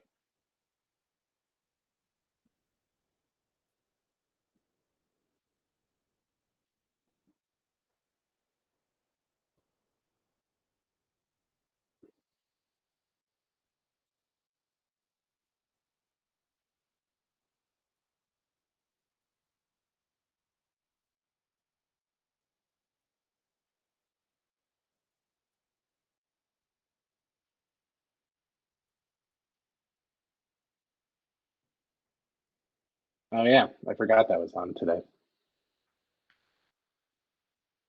What quarter? Darius looks like he's about to drop a fire R&B album. Yeah, that fit was nice. Darius out here stunting after the victory. All right, man. Cavs down 11. This is not great. When's the last time the Cavs were down by 11 points? Feels like it's been a while. I used to pray for times like these. We're in unfamiliar territory here. Can Wins and Ahmad lessons, turn the tides? Can Ahmad screaming at the crowd get them going? Can the Cavs play a lick of defense? Comment below. I feel like Mobley hasn't been on the floor very often tonight. No, Maybe that's just a weird feeling, and it's not true, but I feel like I haven't seen him out there that often. It's true, a double bang. Yeah, double bang. Can't lose the double bang game. Man. See, that's one of the issues of, giving up easy looks throughout the first three quarters is even when you do start to play good defense, guys are already rolling. They're already feeling confident. Oh, well, speak of which. Quick. Yeah. Another run out opportunity. Speaking of getting going. Man. Turns out when you tell the players you don't think they're talented and they make the shots, they start to feel a little confident. All right. Good shot from DG. They're cut within 10. As AC would say, just get it within 10. That means this game is within reach. Mobley's played 18 minutes, so he's been out there, but less than the rest of the starters. Like, for example, Garland's played 24, Allen's played 23, LeVert's played 21, Mobley only 18. No fouls, so I'm not sure why. Oh, he's at the scorer's table, so he'll be coming in. Yeah, he'll make up for those minutes right here probably if Allen comes out, kind of even it out. But yeah, I don't know why. It feels like he's been on the floor that often, but he's playing good. He's got 15 points. He's 5 of 8 from the floor. He's hit 2 threes. Hopefully he can come in and change the tides on defense. Allen's got 17 and 15. Garland has 26 points, 6 assists. So again, the offense has been fine. And I don't even Allen's played pretty decent defense. Mobley's been good on defense. Actually, Allen's played good defense, I would say. It's kind of the rest of the guys right now. Like Dean Wade hasn't felt super impactful. Garland got backdoor cut. I don't think he's been super locked in on defense. Don't know where Karis LeVert's been. I haven't really noticed him. So yeah. It honestly feels like a game. I know Okoro kind of just clanked shots off when he was in this most recent stretch, but I think throwing Okoro out there would be good for them. I was thinking the same thing. Defender out there. Okoro is 0 of 5, but could he turn this game into a little bit of a rock fight on defense? You might roll with that. I'll be interested to see if Kenny gives him another run. Does Kenny have faith in Okoro turning it around when he starts 0 of 5? The Cavs are too talented offensively for an Okoro in the lineup to muck it up the way it could have in the past. I mean, there's so many different ways the Cavs can score. The issue with Okoro in the past was that if he didn't have it going on, the spacing was now just 2 guards who can space with 3 players that can't. So, it wouldn't punish the Cavs as much as it has in the past. Yeah, so you can't even say having Okoro out there is a liability. I wouldn't be surprised if Kenny doesn't give him another run, but I would be really interested to see if it happens. Because I think in years past, Okoro starts a game over 5. He's not getting back. Ooh, yeah. Playing with fire. I saw that. He was the only player I was watching was Boucher. And literally Strus and Niang both felt that the roller was more important. Hit your own floater. All right. Get some free throws.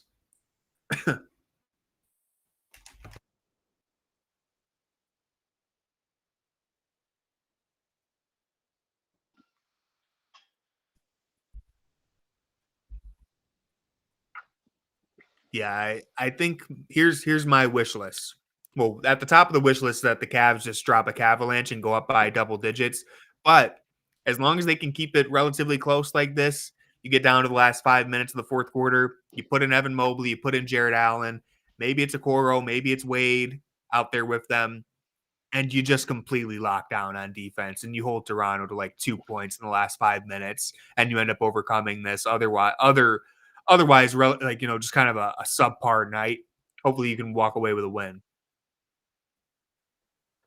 Yeah, I at this point just want the defense to actually start giving a shit because it, for the most part, it's just felt like lazy falling asleep at the wheel. Yep.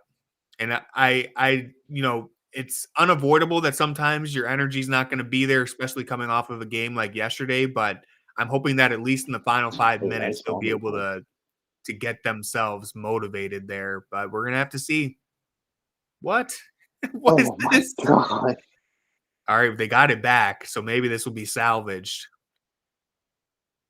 Salvaged by who but Niang himself. Wow, he blew up that possession with a running sky hook, but manages to save the day with a reverse layup. George Niang, what a guy.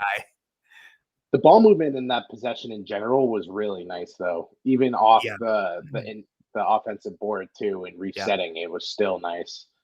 Just a shame when the highlight reel gets ruined by the floater. What is that defense right there? Like, Ty Jerome just loses shed and you give up another floater. There's a lot of just like losing your guy off ball and now you're trying to recover and oh, brother. There's been a lot of this too. Live action turnovers, losing your guy off the ball and then making like a poor closeout. Bench points 40-18. It's Boucher. Yeah, Boucher's got 39 of them. Boucher and Shed.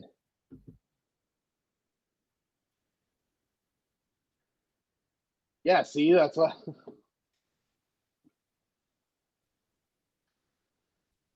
Dude. All right, another opportunity here. If you're not going to play defense, you got to keep this offense going. But that's what I'm saying. Like, the most aggravating thing about the defensive effort is offensively, the effort is there. And then it's like the minute they cross half court again, it's like, all right, now it's time to not care. Let's take the playoff. All right, guys, they can't score again, can they? Oh, shoot. Jamal Shed just backdoor cut me. That's weird.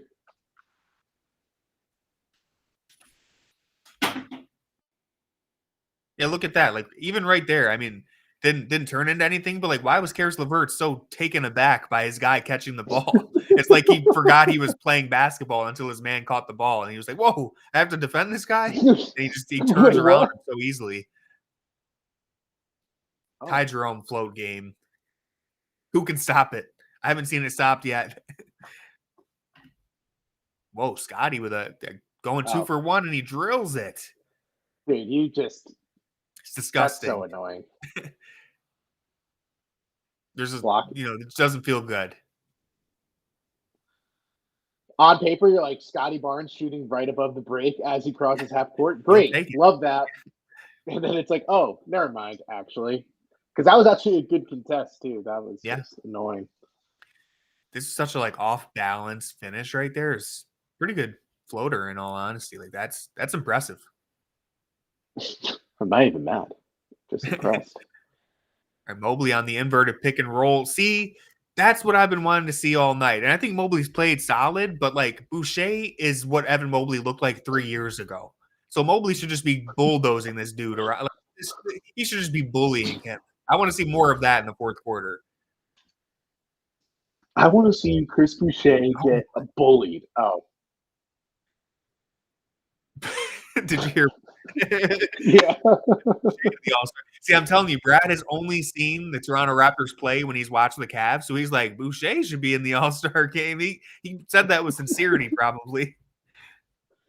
He's going to be like, I'll tell you what, I'm going to talk to Kobe after this game and be like, hey, man, you got to get Boucher. What's he shooting? 60% from three? Oh, 33%. Oh, damn.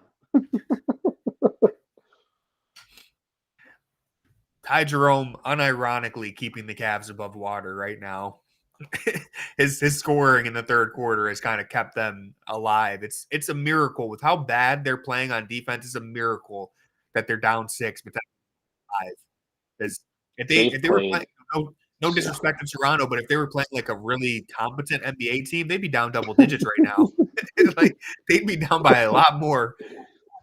Tony, you got to stop with the no offense I know. stuff. I gotta own it sometimes. But like if they were playing You're the just Thunder like- yesterday, it would have been disgusting. Tony's in love with some girl. No offense, but like I've loved other people more. But you seem pretty cool. All right, Cavs go to the fourth quarter down by 5. Yeah, Toronto's also back. Demo.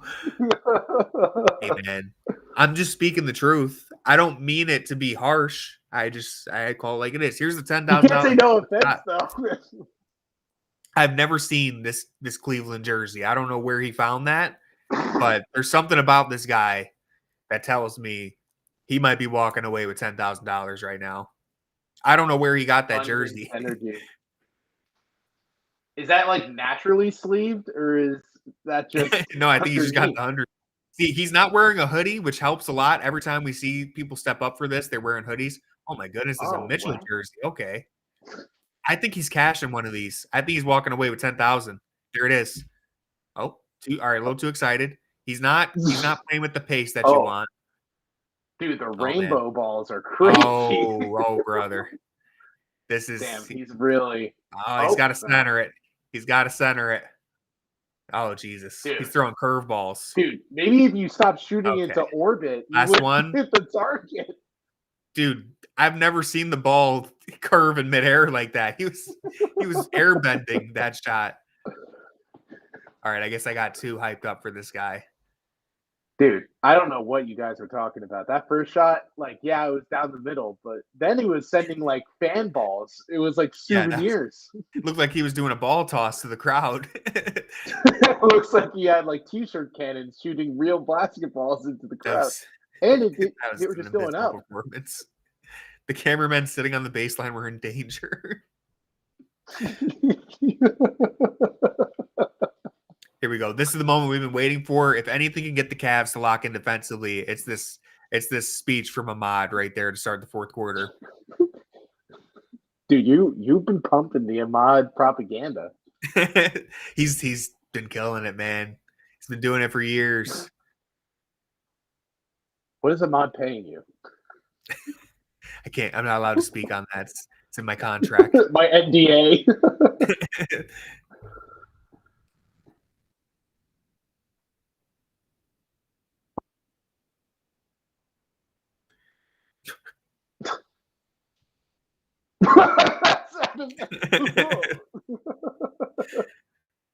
Yeah, Kenny needs to let Ahmad come into the next huddle.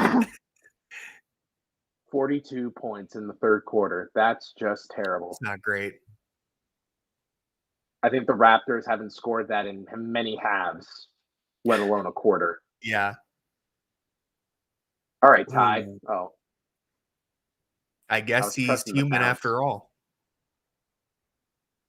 Oh, maybe not. Oh my God. Wait a second. There's the vert. Transition layup. Oh. Fouled. And a goaltend. I feel like that my stream skipped just a little bit. But that looked like it could have been a goaltend. Let's see. But he got lucky. He got stuffed by the rim, high key. Oh, did he?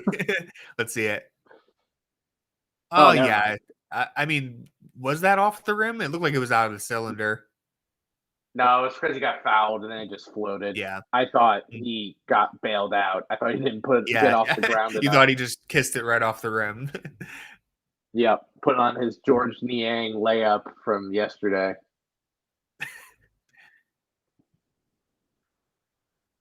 Yeah.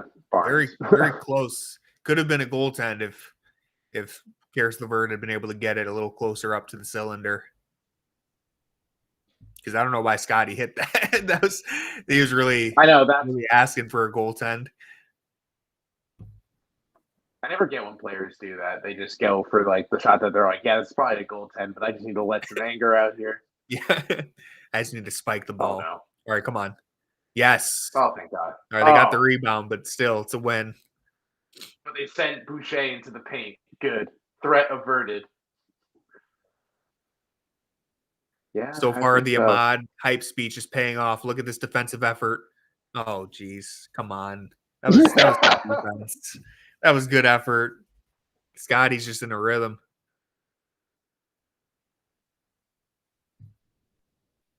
Uh-oh. Oh. All right. Spacing's not. Oh, there we go. You didn't like it 3 players in the left corner? Yeah. Wasn't a big fan of that. Wow. Ooh. All right. Turns into a Garland 3. I mean, it goes without saying, Mitchell's not out there, so the offense is going to look a little different. I think we've seen them get jammed up a little bit more. But still, the offense really isn't the issue, as we've said the whole game. It's that. That's Too the many issue. players trying to cut the passing lanes. They try to get cute with it. Like 2 players, instead of being on their guy, we're trying to read that lane. They're going to need to stay home down the stretch is what I would say. Is you got to just trust your individual defense, because you are giving up way too many quality looks by overhelping, gambling for steals. Like, they need to start staying home. Mobley 3 threes. Oh, A triple suck it Tim game.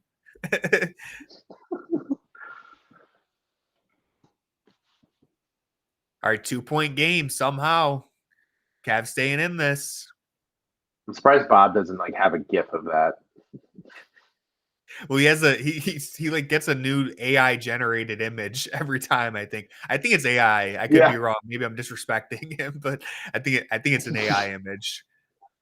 I don't know, man. That guy puts in some serious work on music. Yeah, he might be drawing that by hand every time, for all I know.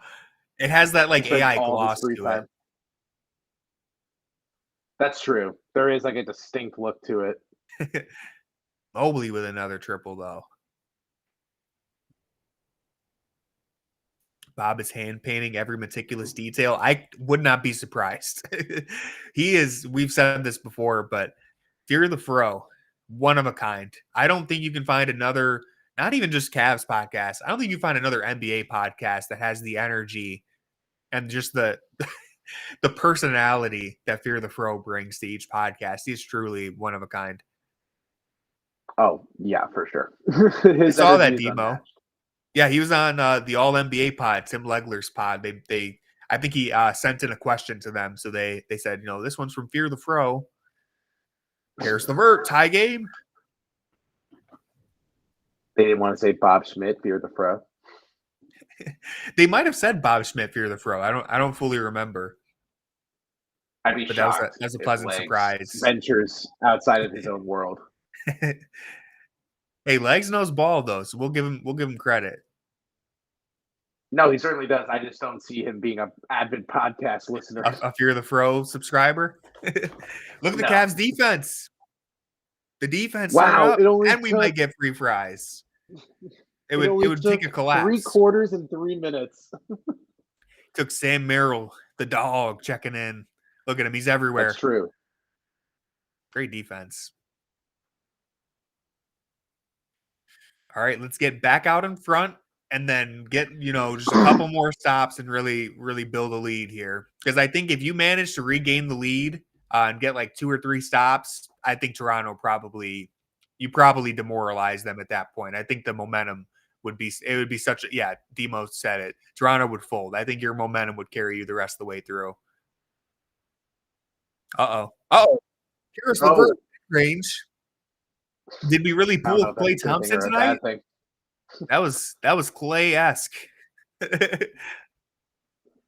Man. Karras with confidence is a dangerous game. It's a double-edged sword. It's a double-edged sword because the last quarter.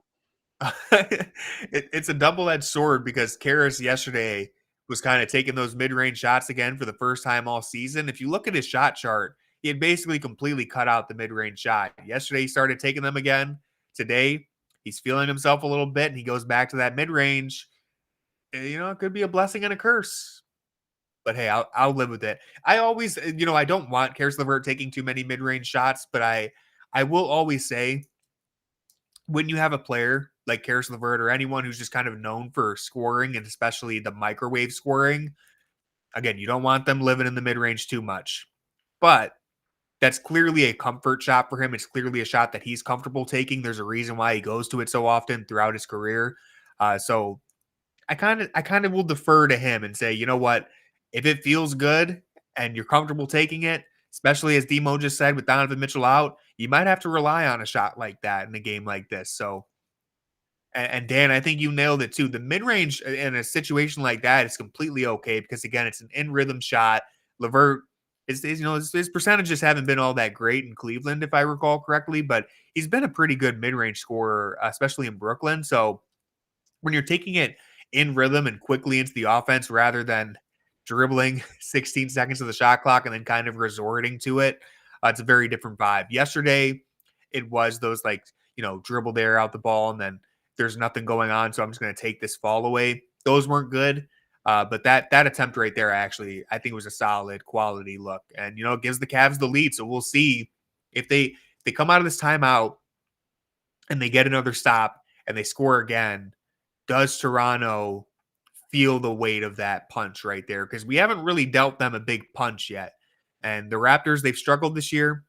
The Cavs, obviously, are the best team in basketball. So on one hand, you get the demoralizing effect against Toronto. And then on the other hand, you get the Cavs kind of regaining their confidence and maybe finally waking up in this game now that it's closing time.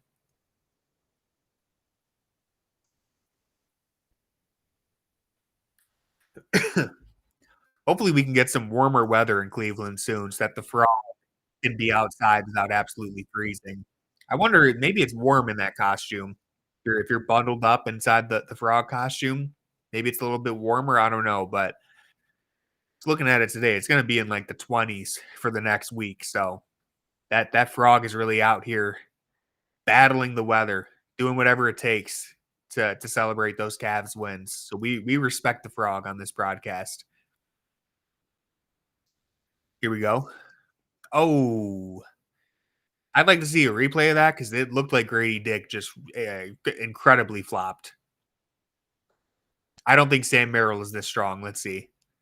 Yeah, what are you doing? Okay, Sam Merrill is holding you and everything, but does that mean that you just fall down? You just ragdoll? That was BS. That was shameless. Yes, Sam Merrill was holding him, but Grady Dick just completely acted like his legs didn't work. He's going to get a flop. Good foul. Grady Dick is definitely going to be issued a flop fine by the end of when the NBA reviews that because that was shameless.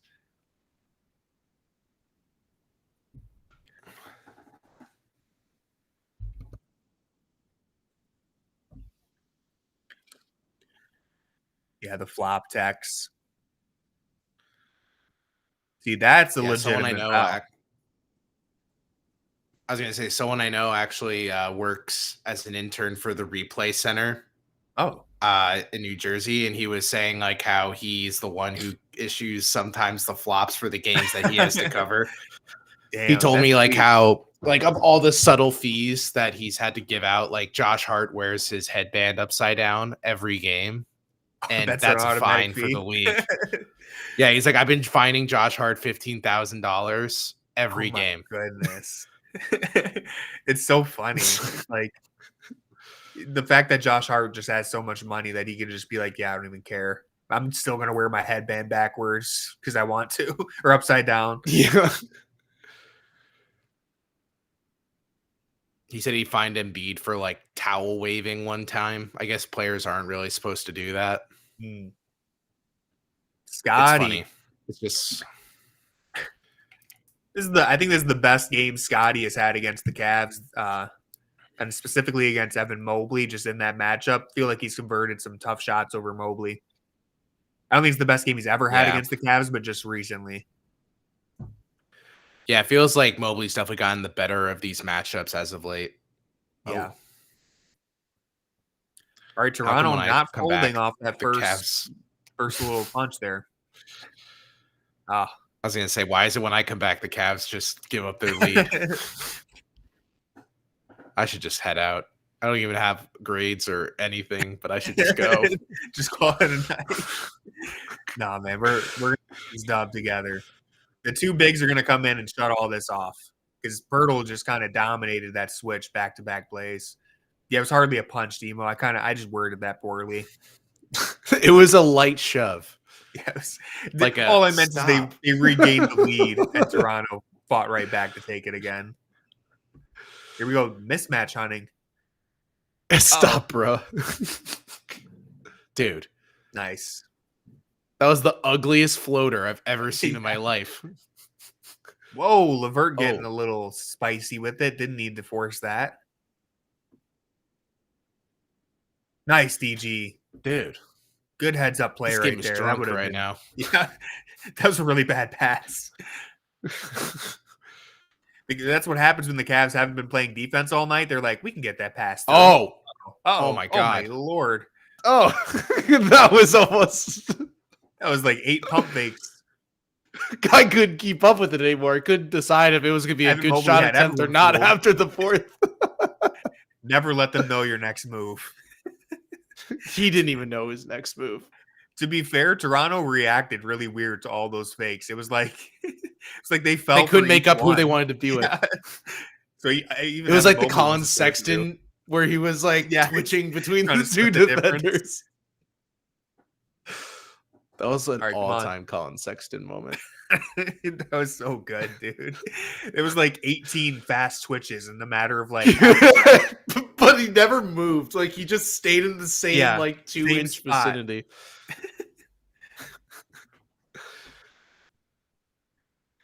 Yeah, man. Here we go. When the two bigs are on the floor, that's when I need the defense to stop allowing points.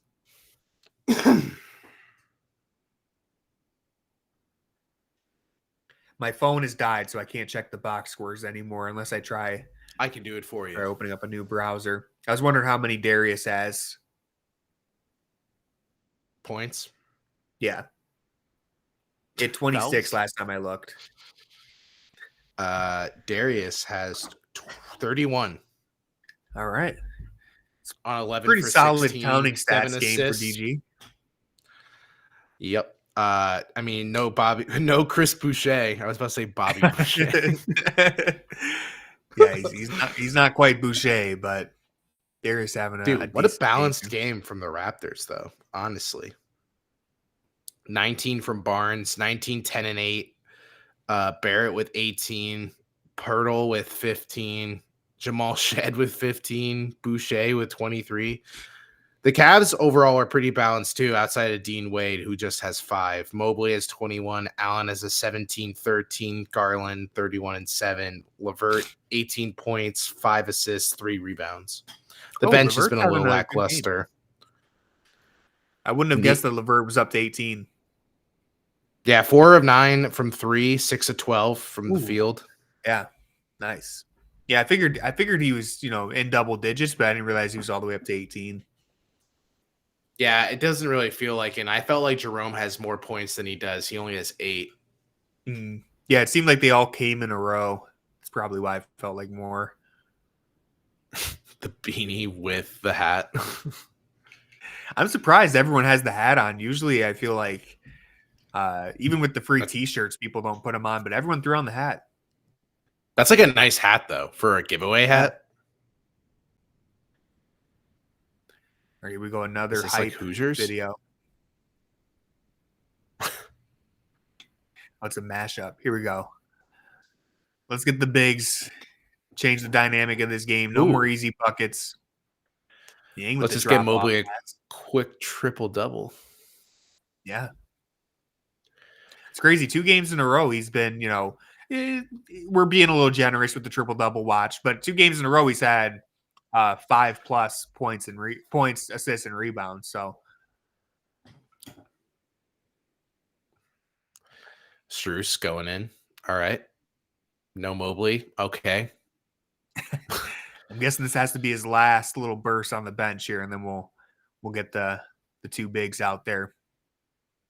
Yeah, Noah Okoro didn't check back into the game tonight. So he's still coming back from that shoulder injury. LeVert, Strus, Wade, and Allen, and Garland. Here we go, Strus. Yes. Big 3 right there. The Strus is back, baby. The Strus gets loose. It could be good night, Toronto. That'd be nice. I would like a 2-possession advantage.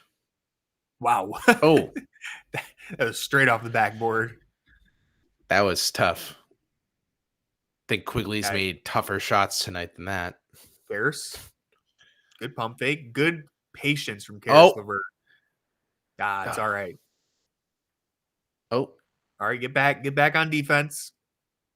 Stay home, everybody. I don't want push anyone off there by gambling Barrett, for but a we'll let it steal. slide. Yeah, a little bit. Oh. Nice play on right there. Oh, nice. Nice, I was DG. afraid that Garland hesitated way too much on that. Yeah, he got kind of stuck between like his 3 options there. Mm-hmm. I feel like you almost always see a foul called on that play from Scotty Barnes right there, just off the way the ball like kind of rolled. I feel like you almost always get a foul or a kickball or something, but it was a play on. And Strus is holding his elbow still. Yeah, I think that was a good no call, honestly, because they were kind of both pushing each other, and then I think Scotty just dribbled off his own foot. It felt like Garland on that just decelerated a little too early. Like he kind of expected one of the other trailer defenders to go latch onto him, but they all stayed with who their primary guy was. And then he just was like, all right, well. Oh, I can't wait to see Brad's breakdown. So that's Max Strus, right? What was that breakdown? You see Max Strus started that play in the corner, and then he just stood there until his defender helped off him. That's what Max Strus does. He stands in the corner, and he'll knock down those stationary corner threes. He's a great three-point shooter, so That's why I've always said that Max Strus is the most talented three-point shooter in the league. All-time Brad moment. Yeah, Brad picking a stationary corner 3 as his breakdown moment. His breakdown. That young man is a sniper.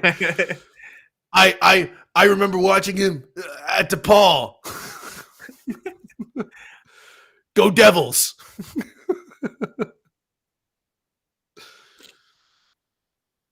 All right, here we go. Is I've Mobley back out there? Strus is the most complete shooter in the league.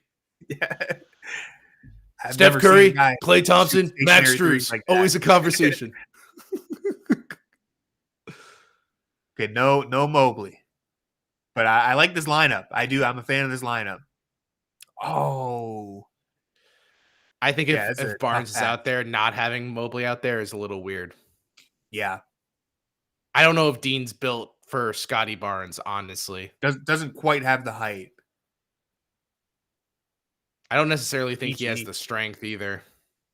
Yeah. Oh, yeah. Scotty's a very physical player. Darius, he's like a linebacker. Fortunate in the paint. All right, here we go.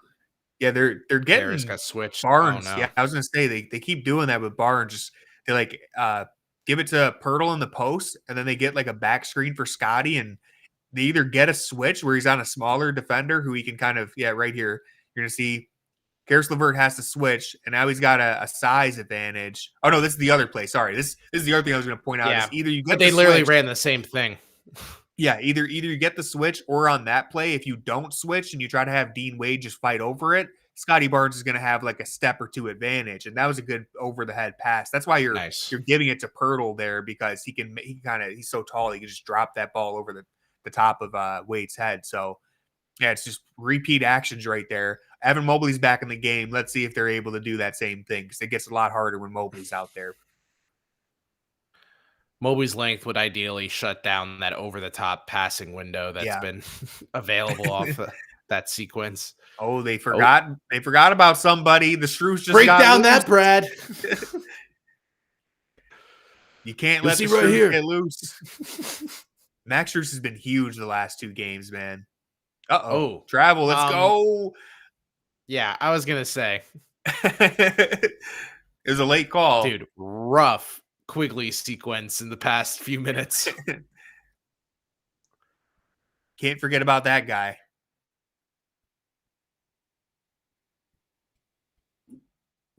Man, I'm so happy Max Strus is out there now. I was waiting all year So for is this Brad. guy. Yeah, he's back in his favorite spot in the corner. No, he left it. What are you supposed to do when you have Larry Bird and wine and gold? Oh, That was like impossible to tell who. yeah, that I was didn't even off know where of. the ball went. Paulo is Paulo, going calm ham. yourself. He's trying to find the perfect spot to lay down. Uh-oh. Oh, man. Oh. Whoa. Oh, I thought it was gonna... Wait, it hit the rim. Yeah. There's no way. That has to be Cavs ball. But the thing about that sucks is, okay, so the Cavs are going to get the ball back, but Mobley was just right under the... Look at this. So Mobley clearly hits the rim, gets his own rebound. Yeah. This is probably like a putback layup for Mobley if they don't blow the whistle right here. That's horrible. I mean, you couldn't be more direct about hitting the rim right there. What's crazy about that is I think Mobley literally just tried to hit it off the rim too because he understood the shot clock was about to go off. I think he just straight tries to bounce it off the rim. That's such a heads-up play right there for Mobley. He didn't try to put it back. He just straight up tried to make sure he hit the rim. That's crazy. What a heads-up play from Mobley. But it is unfortunate now that he should have had the ball right under the rim with, a pretty clear advantage. I thought Barrett was just listening to the coaches. Like, very smart play from Mobley. That was. I don't think I've ever seen a player do that before. It's a very rare scenario that you find yourself in that position. Oh, a little too high for Allen. All right, the Cavs are up by 6, though. Those 3-pointers really help. That Max Strus 3. Nice. All right.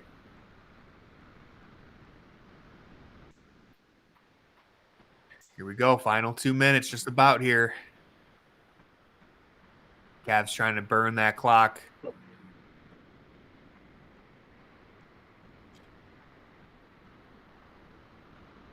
Get Karis LeVert setting the screen, trying to put Scotty in the action. Good defense right there. No way. That is such a tough shot.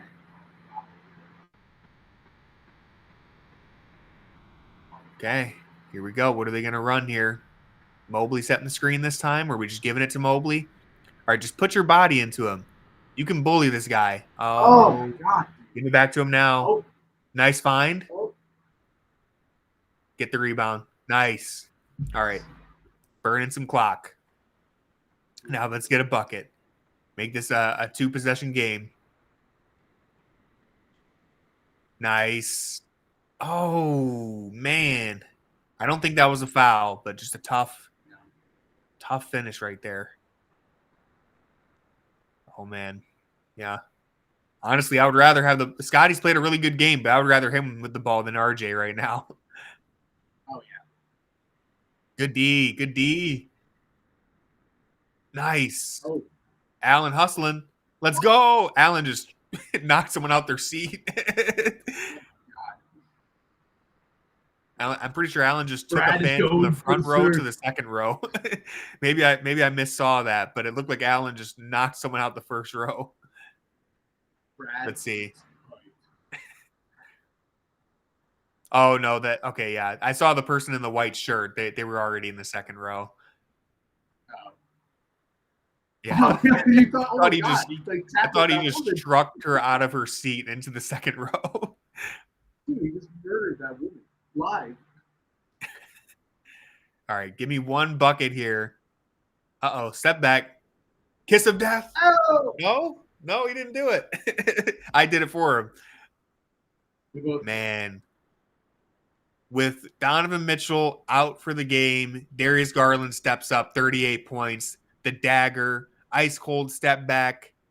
Anything could happen. There's still 40 seconds, but I'm going to say he just iced the game right there. Ice in his veins against Scotty. Nasty 2-step back. The double step back right there. Did he blow the kiss of death? I didn't see it.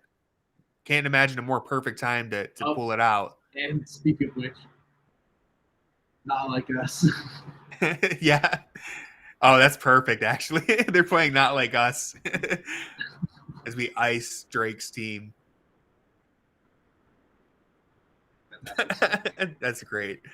I gotta tweet that. We'll see if my MacBook can handle this opening up Twitter while I'm live streaming. If my phone was dead, this would be a lot easier. My MacBook can't handle that type of stuff. Your mic is like really quiet. I could kind of barely hear you. Yeah. Sounds like it's coming out of your mouth.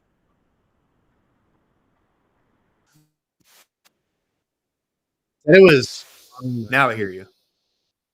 Okay.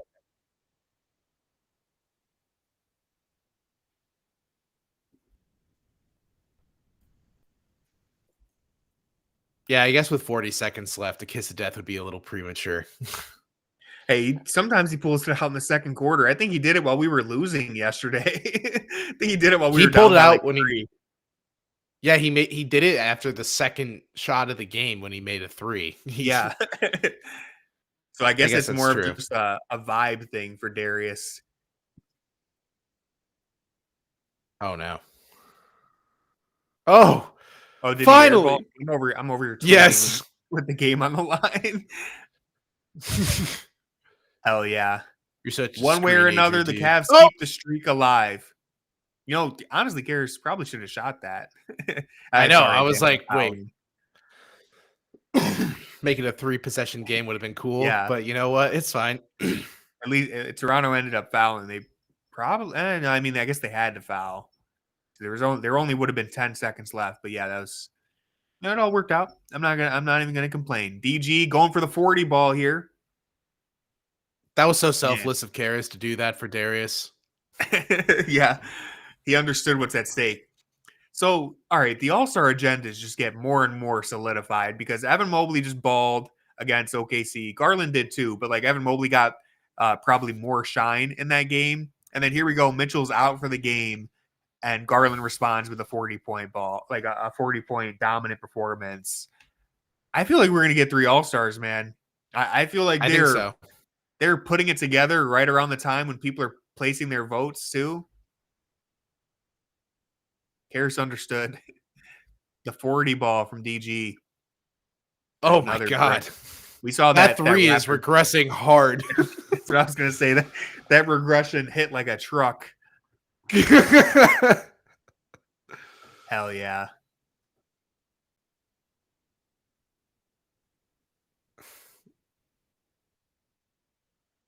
Was that his 20th board?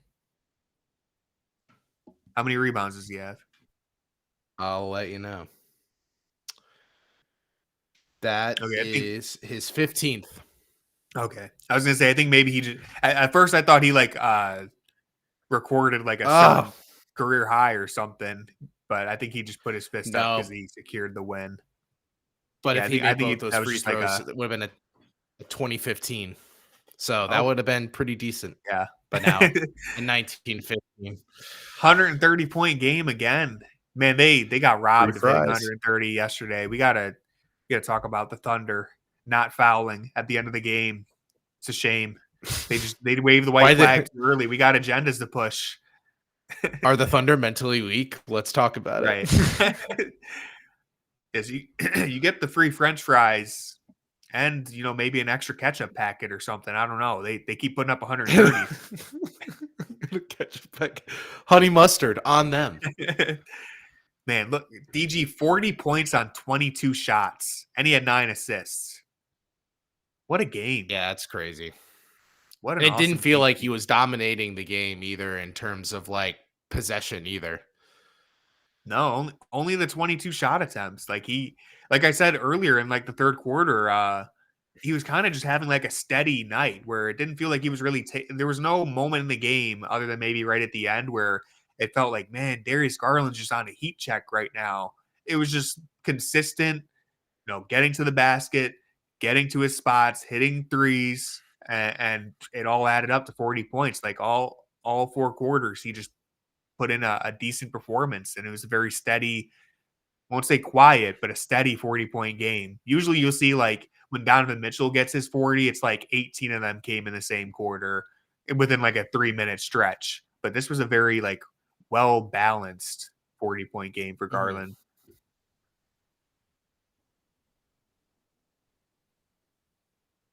Let's see what they draw up for Grady Dick. Oh. Scotty Barnes. Ew. Wow. Here, Stat shoot it. padding Barnes. Get Darius his 10th assist. Come on. Evan, just huck it up. Another win. That's 10 straight. Or sorry, what am I saying? 10 straight. I was thinking of the double-digit streak, which is over. That's 12 straight, as Dan corrected me. Yes, 12 straight. My brain was I was going the right direction. 12 in a row for the Cavs. They improved to what are they now? See, now you got me all flustered. 32 and 4? 33, I think. 33 and 4. And we'll confirm. Yes, 33 and 4. They're on that 73 win pace. They might be on a 74 win pace at this point. What a start to the year. I keep saying it. I've been saying it since November. Drake has officially Drake is known for a while. He has been informed. Yeah, I think LeBron let him know a couple times back in the day. Yeah. Man, what a game. Darius Garland, that's my biggest takeaway. Darius Garland, all-star him. I'm getting to the point where I think it's a guaranteed 3. I said guaranteed 2 for a while. We might be getting close to a guaranteed 3, especially if Darius is turning it up right as the reserves are going to be voted on here soon. But that's going to do it for this stream. Look, this was a solid night. We had a lot of people in the chat. We appreciate everyone who's been here. Again, I see we got 9 visitors in the chat right now. If you enjoyed this stream, if you like the Cavs, or if you just like NBA basketball, hit that follow button. I'd appreciate it. It would make me and Corey very happy. So one of you guys, at least one of you, please hit that follow button. And yeah, this was a lot of fun. And I think our next game is Sunday, right? Cavs don't play again until Sunday. Yep. Yeah. So until then, I'll see you guys later. I'll have the grades up and ready in a little bit here on Fear the Sword. So make sure you check that out. Go Cavs. I agree. Go Cavs.